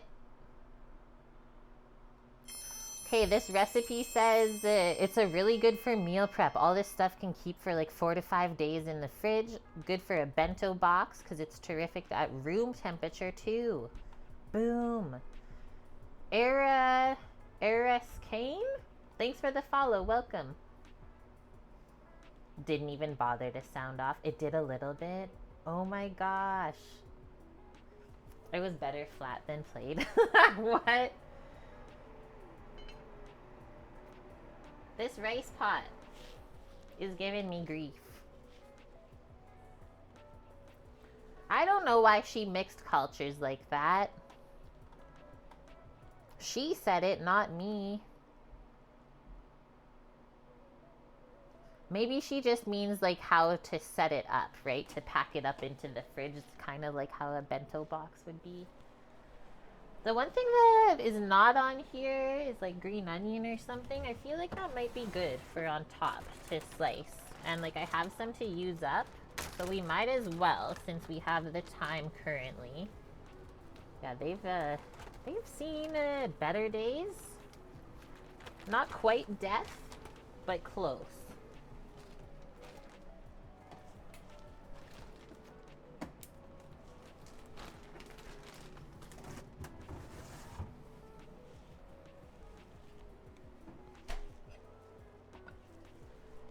On this one more time back here.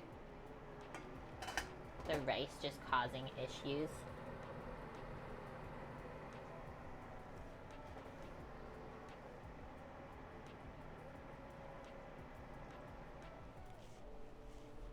The water I poured in, it already absorbed it all. I'm so confused. Let's just do that again.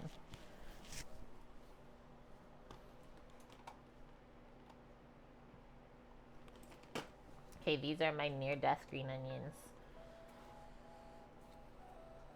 What is this, Halloween? I mean, there's still a lot of usable stuff. I wish you guys, like, you ever think about this? Like, buying just 1 or 2 singular green onions. But no, you have to buy, like, 10 at a time. Like, even for us being 2 people at home, we don't often use an entire thing of green onions in, like, 1 or 2 weeks. Why is that never an option? Because then they just end up looking like this after a week. And it seems very wasteful.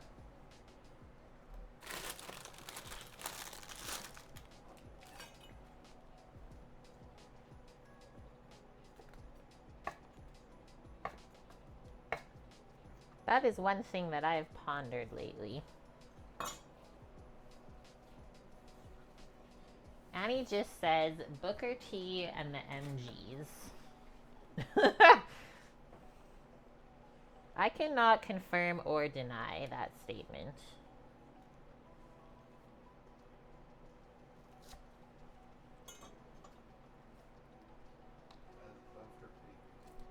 They wrote a song called Green Onions, he says. I approve this statement.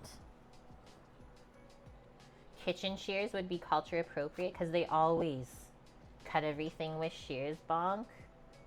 I don't want to.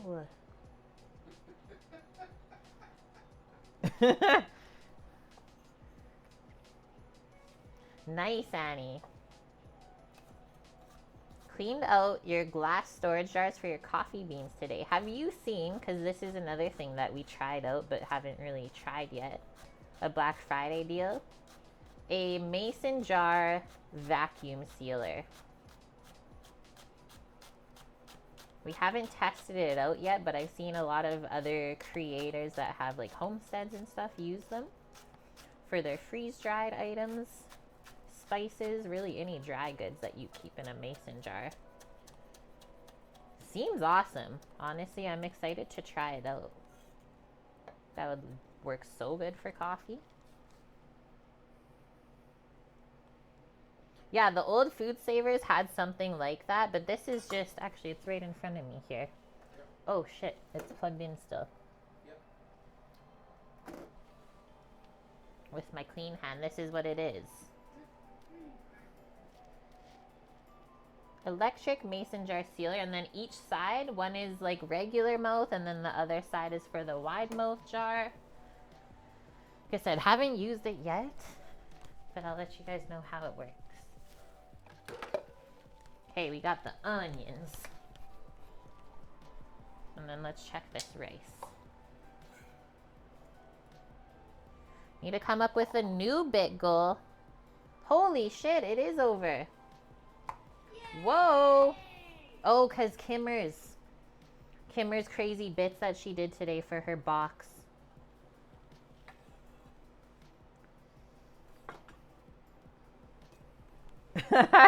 Misha's like, bit goals on it. We don't care what it's at. Yeah, Kimmer just finished it today, and I'm happy to report that the chocolate actually has been restocked. So good timing. We're way over.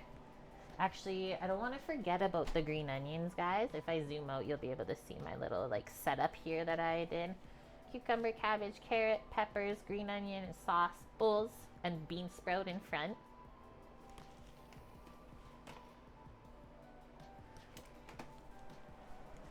How's my rice?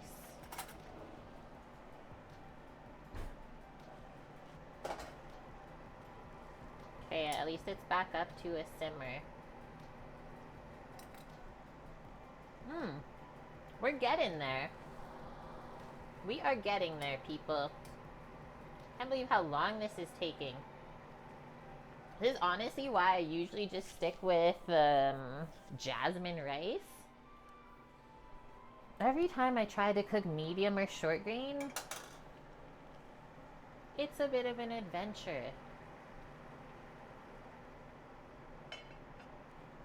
We got maybe 10 minutes left on that, maybe less actually.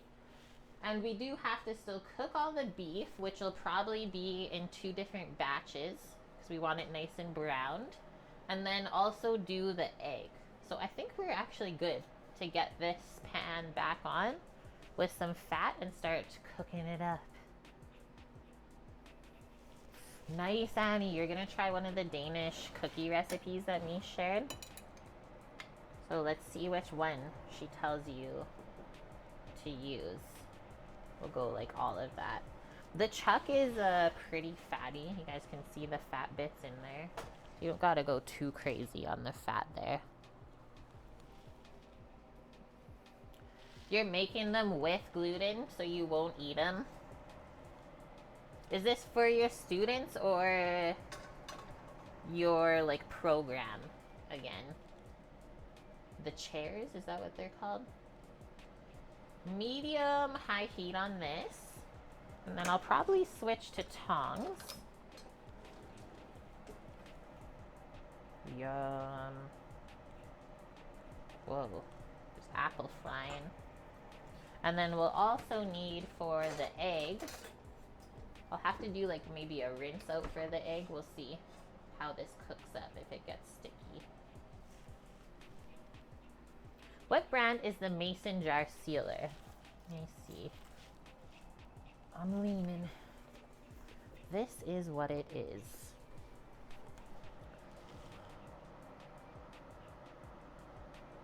Electric mason jar sealer. I don't know the brand. It literally doesn't say. But that's what it looks like from Amazon. I'm gonna show you over here.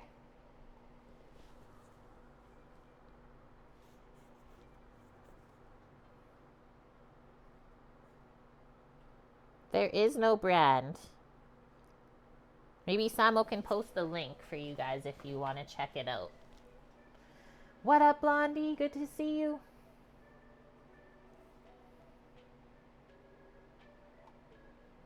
Almond cookies. Blondie, are you still across the pond from what I've seen on Insta?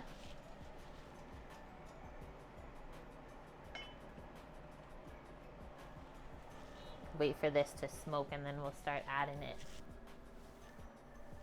Yeah, you're welcome, Vella. Easy Era brand is what it is. Bonk found it.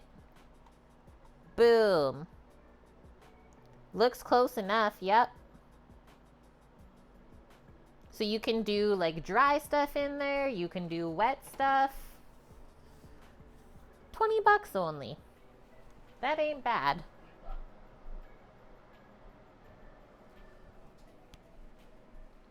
Good job, team. That's people helping people right there. Okay, this is hot, I can tell. Ready? Gotta get that sizzle. Oh yeah.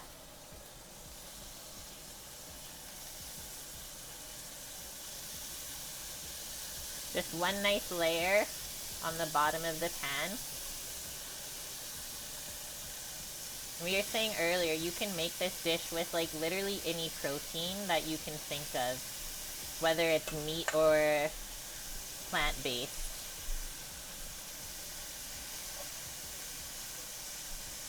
That smells really good. Let's spread it out just a bit more and crank that up.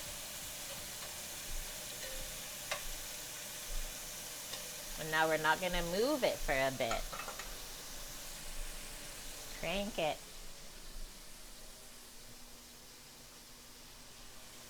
It looks weird. You gotta come closer. I don't know what's with this camera.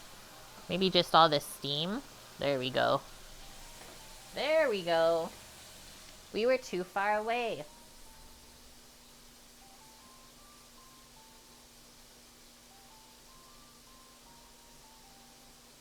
The meat rolls, Mary, they are called, I don't even know. Where's the top of the wrapper? Beef rolls? Chuck beef rolls. So we buy them in the freezer section.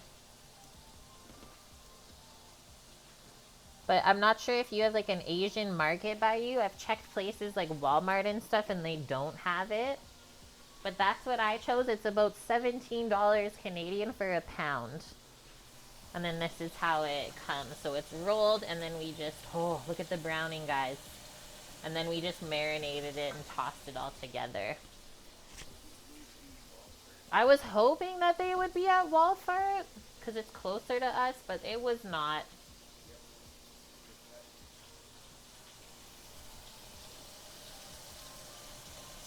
So then from here, we'll just put this into like a bowl or somewhere, the cooked stuff. Just pile it in here. I'm gonna check the rice while this is going too. I think we're almost there.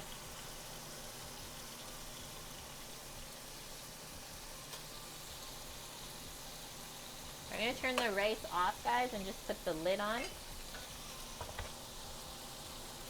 Ouch, those are hot. Take it off of the heat.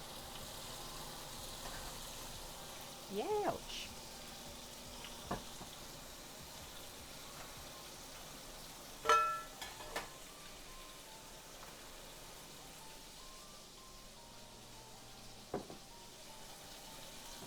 Beef is almost done. Give it a little flipperoo. A swish around. Oh my god, that looks amazing. The way that the soy sauce helps it brown. Holy shit. That is the Saint Maillard that we were talking about earlier. Thank you. I'm gonna flip this pan around too, because it's always a little bit uneven the way that this burner is. Holy. Taking those ones out. They're done. And yeah, guys, there's like grated apple in the marinade for the beef. Give this a swish over here.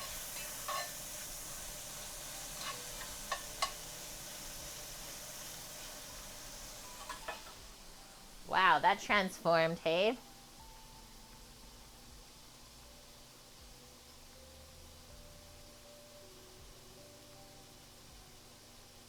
Potassium chloride, Annie? That's right up your alley. Chemical cookies? I'm in.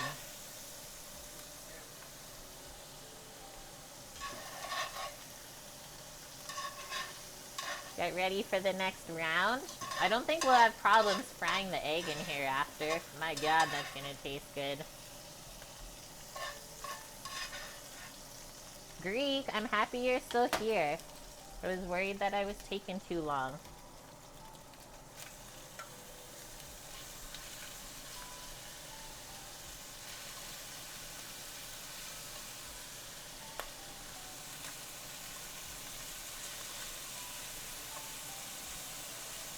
So the medium-high heat on this is just perfect.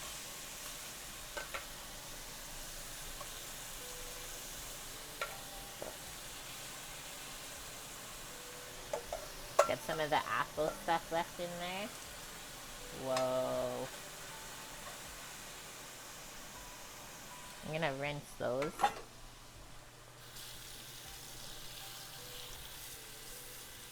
You're grabbing food? Okay, perfect. It is about that time.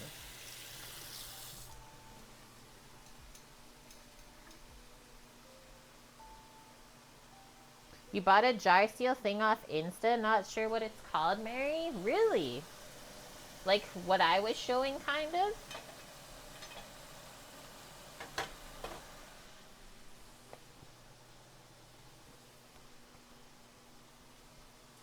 An alkaline leavening agent.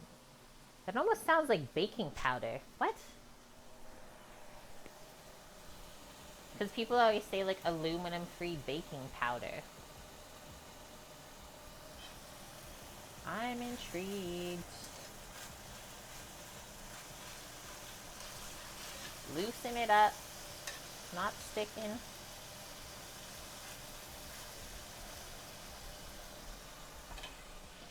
It looks so good. It's carbonate. Oh, I guess, yeah. They're saying potassium chloride. Or it is potassium carbonate. Wait, wait, wait. Is that not just baking powder? That's baking powder.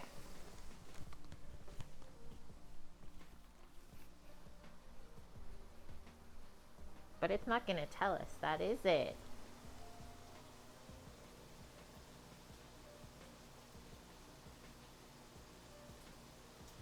Cornstarch, monocalcium phosphate, sodium bicarbonate. Not potassium bicarbonate, though. It's different. Okay, give these a little mixeroo again.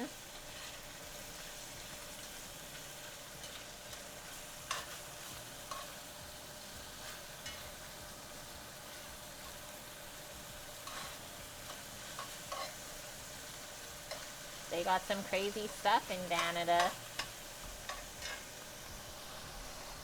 Swivel it around one more time for good measure. Oh, the smells, guys. Oh my gosh. Yeah. It's not baking powder. It's not. It's true. It's the thick. You guys. Hi, Bob. Good to see you. Doesn't it look good, Mary? Mmm. I love the color. The marinade, I think, really helps. But it just soaks up all the yummy soy sauce. It's really crazy looking.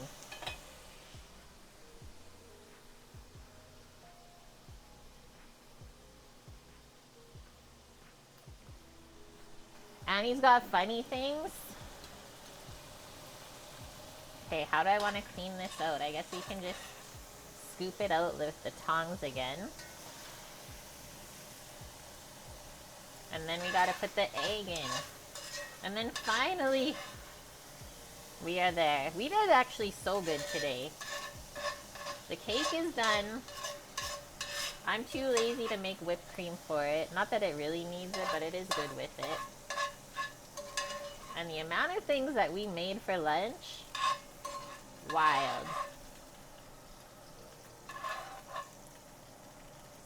Trying to scoop as much of these like apples out from the marinade as possible. I don't know if we want apple eggs. Okay, that's going over to the board. Whoa. Beat the mean. What? Gotta turn this down too. Definitely don't need to burn this. Also, I might just take this off of the heat for a moment. It's too hot to fry an egg. It's too hot. Give it a second.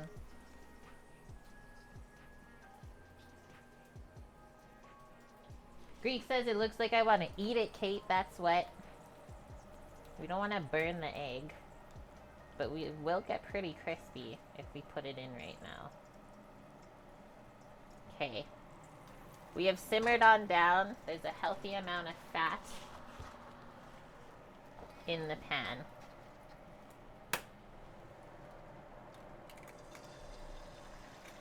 And we should be going sunny side up.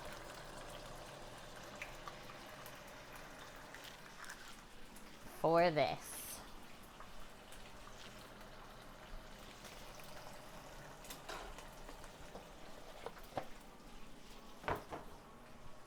Egg carton complete.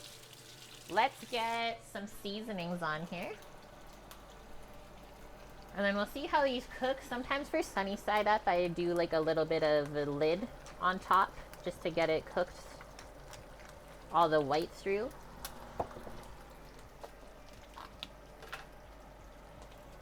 Always season your egg, guys. Oh, and then I also wanted to explore this. We got this from like a fried chicken the other day from the Asian market. I need to taste it. I feel like it's Korean chili flakes.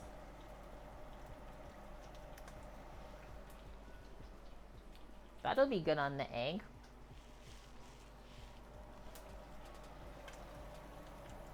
It is pretty spicy.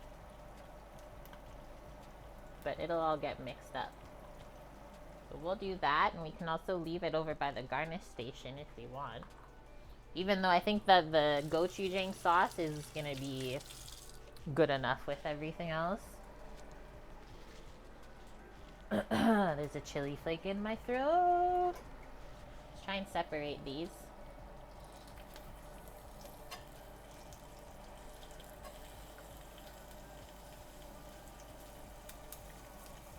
Don't break the yolk.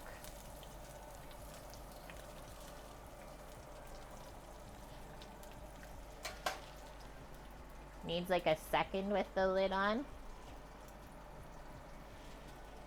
We're so close. Will this fit? It will.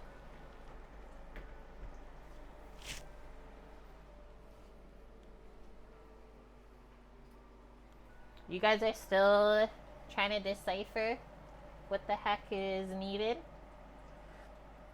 That's a fun one to learn about. Okay, I'm also gonna throw these in. Almost forgot about the mushies, guys.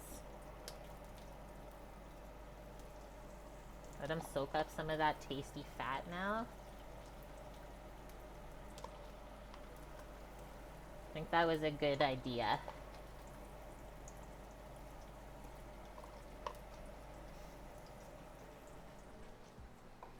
Yes.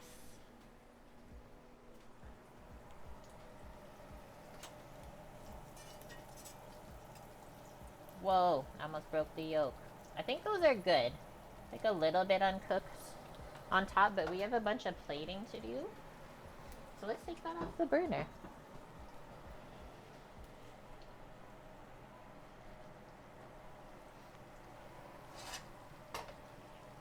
Those can hang out there and finish up. Beautiful. Okay, come on over here. Give my nose a wipe because it's running from cooking over there. Move this over. We gotta make room for the rice. Thanks, Bob.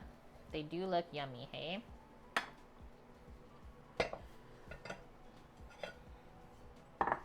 Samo, I think I need help. I need you to please hold the rice pot or something. I just don't have any room over here.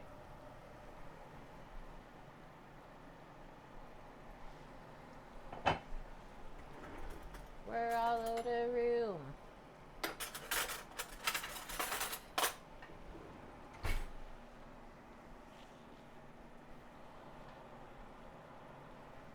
That's your preparation? Bob's Bowels. Thanks, Eric. I've never made this before, I don't think. I'm very excited. Why don't you hold the handle? Our yummy sticky rice cooked with mushroom juice. That should be good. Whoa.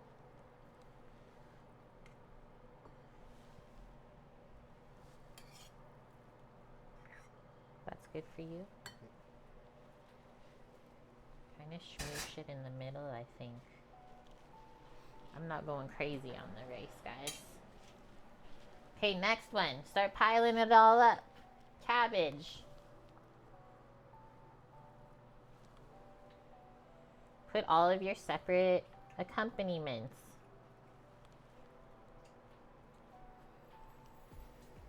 Carrots. I'm not gonna have crispy rice at the bottom of the pot.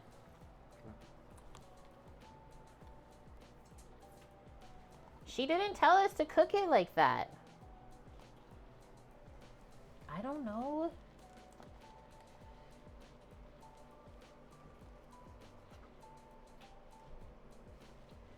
We'll do the yellow peppers beside, because I think that'll look so good beside the carrots.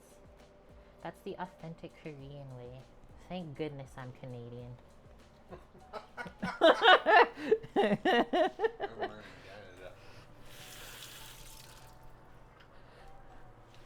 Thank goodness I'm Canadian.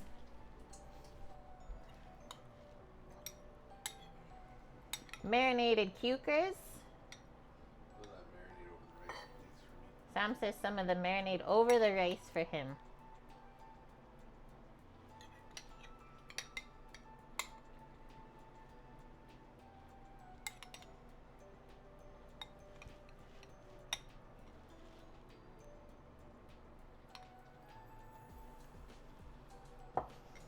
Next. Oh my gosh. Yep, there's still more. One more slot to fill.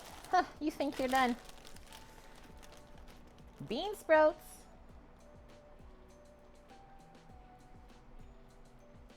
Shove them in there.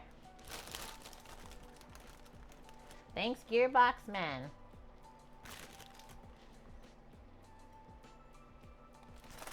Okay, then beef. Holy.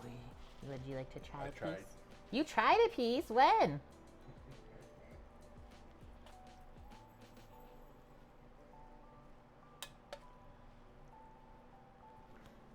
Cover the rice now.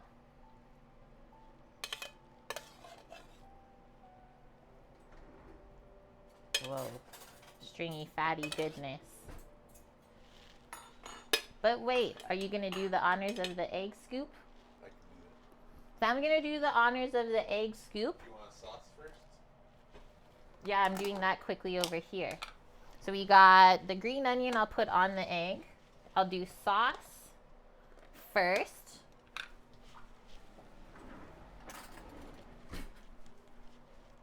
A drizzle.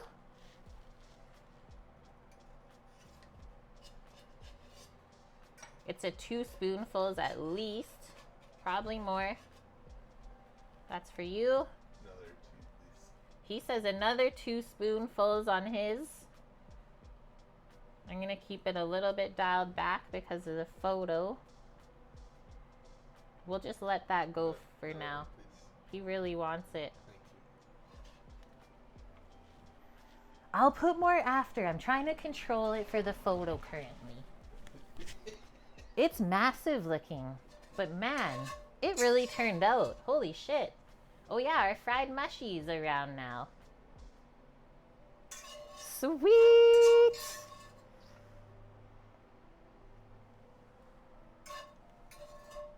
That turned out so good. Mmm. I'm excited. Okay, lastly, because I had it in the fridge, a little bit of green onion around, because we can.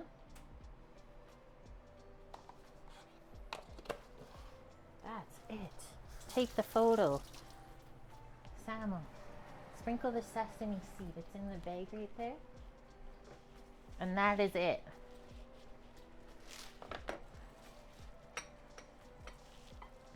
Two bowls ready to go. We'll have to look up how much this would cost to get from a spot here. Probably like $30 each. For this quality, yeah. Holy wow, that is stacked up, you guys. Whoa. Like, you don't Sam understand. was so ready. Holy. I wanna sit down for this. No, you have to taste a little bit here. No. You have to. No. Yeah, you do. No. Good one, Greek. I'm gonna taste it here. Our Greek, Greco-Greek. That's what he does for us. It looks pretty good in the black bowl, I will say that. But I want to show you, like, literally just how piled up it is. That's it above the bowl, and then the rest of that is literally full. He lost a mushy.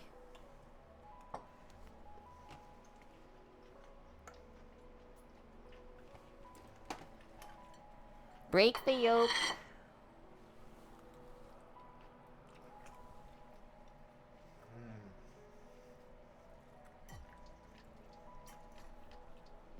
It was a bit cooked under there. This is what I usually do because I'm weird about slimy egg yolks. So I'll just cut it all up now.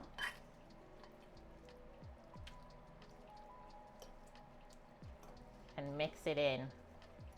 She really did say, like, just mix it into a big mess. Because it's accurate. Supposed to eat it all together. Look at the bean sprouts are just red from the sauce.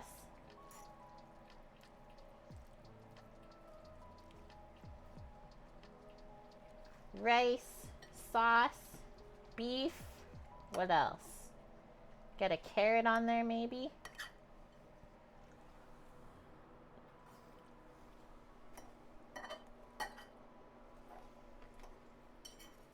Mm-hmm.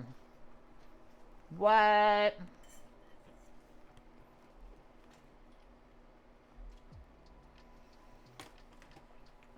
The sauce, you guys, and like the flavors are seriously so good. Like, think about all the garlic that we used in this dish. It's like just kind of on the back of your palate though. Good like soy sauce flavor, where it's like big time like umami. Haven't really had much of the veggies yet, so I'll give you an update on those in one moment. Why isn't he using a spoon? I don't know. Test some of this with the cucumber. And then the cabbage just like disappeared into everything. Whoa! You don't have to go bigger bites with the spoon. Like, it's okay. Jesus. I mean, if he was at a Korean restaurant, though, they would love it. Mmm. That's the best I've ever cooked. Like a shorter grain rice, medium grain rice.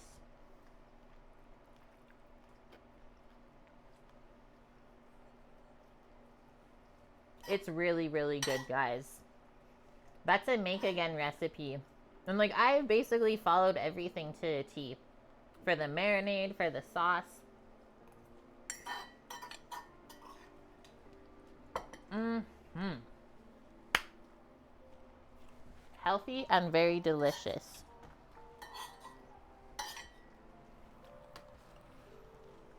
Okay.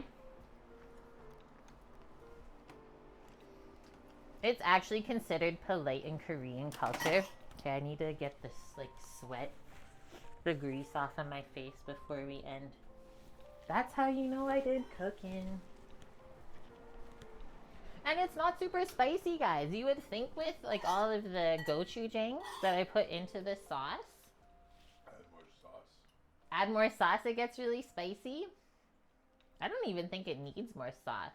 But I guess, yeah, if you wanted to spice up your life. Greek, thank you so much for requesting this for us to make and enjoy today. And thank you for saving up the points as well, just watching the stream. When you're finished, Bonk, you're just sad after. That's like a solid 2 pounds of food. And yeah, guys, all the recipes are in Discord if you would like to make these for yourself. Would recommend. Okay, who do we got streaming still? Time for a raid. It feels so funny to end stream at this time today. Not at 8 p.m. like yesterday. 25 days of float, miss. Who do we got?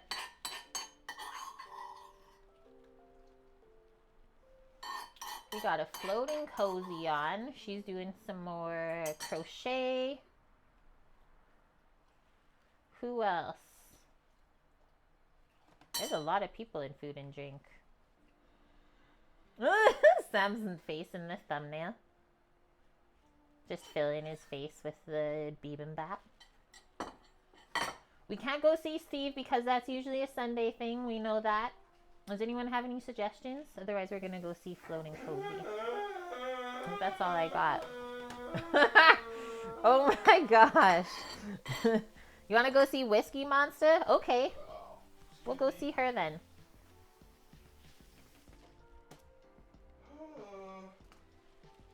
I can't believe you ate all that. What the heck?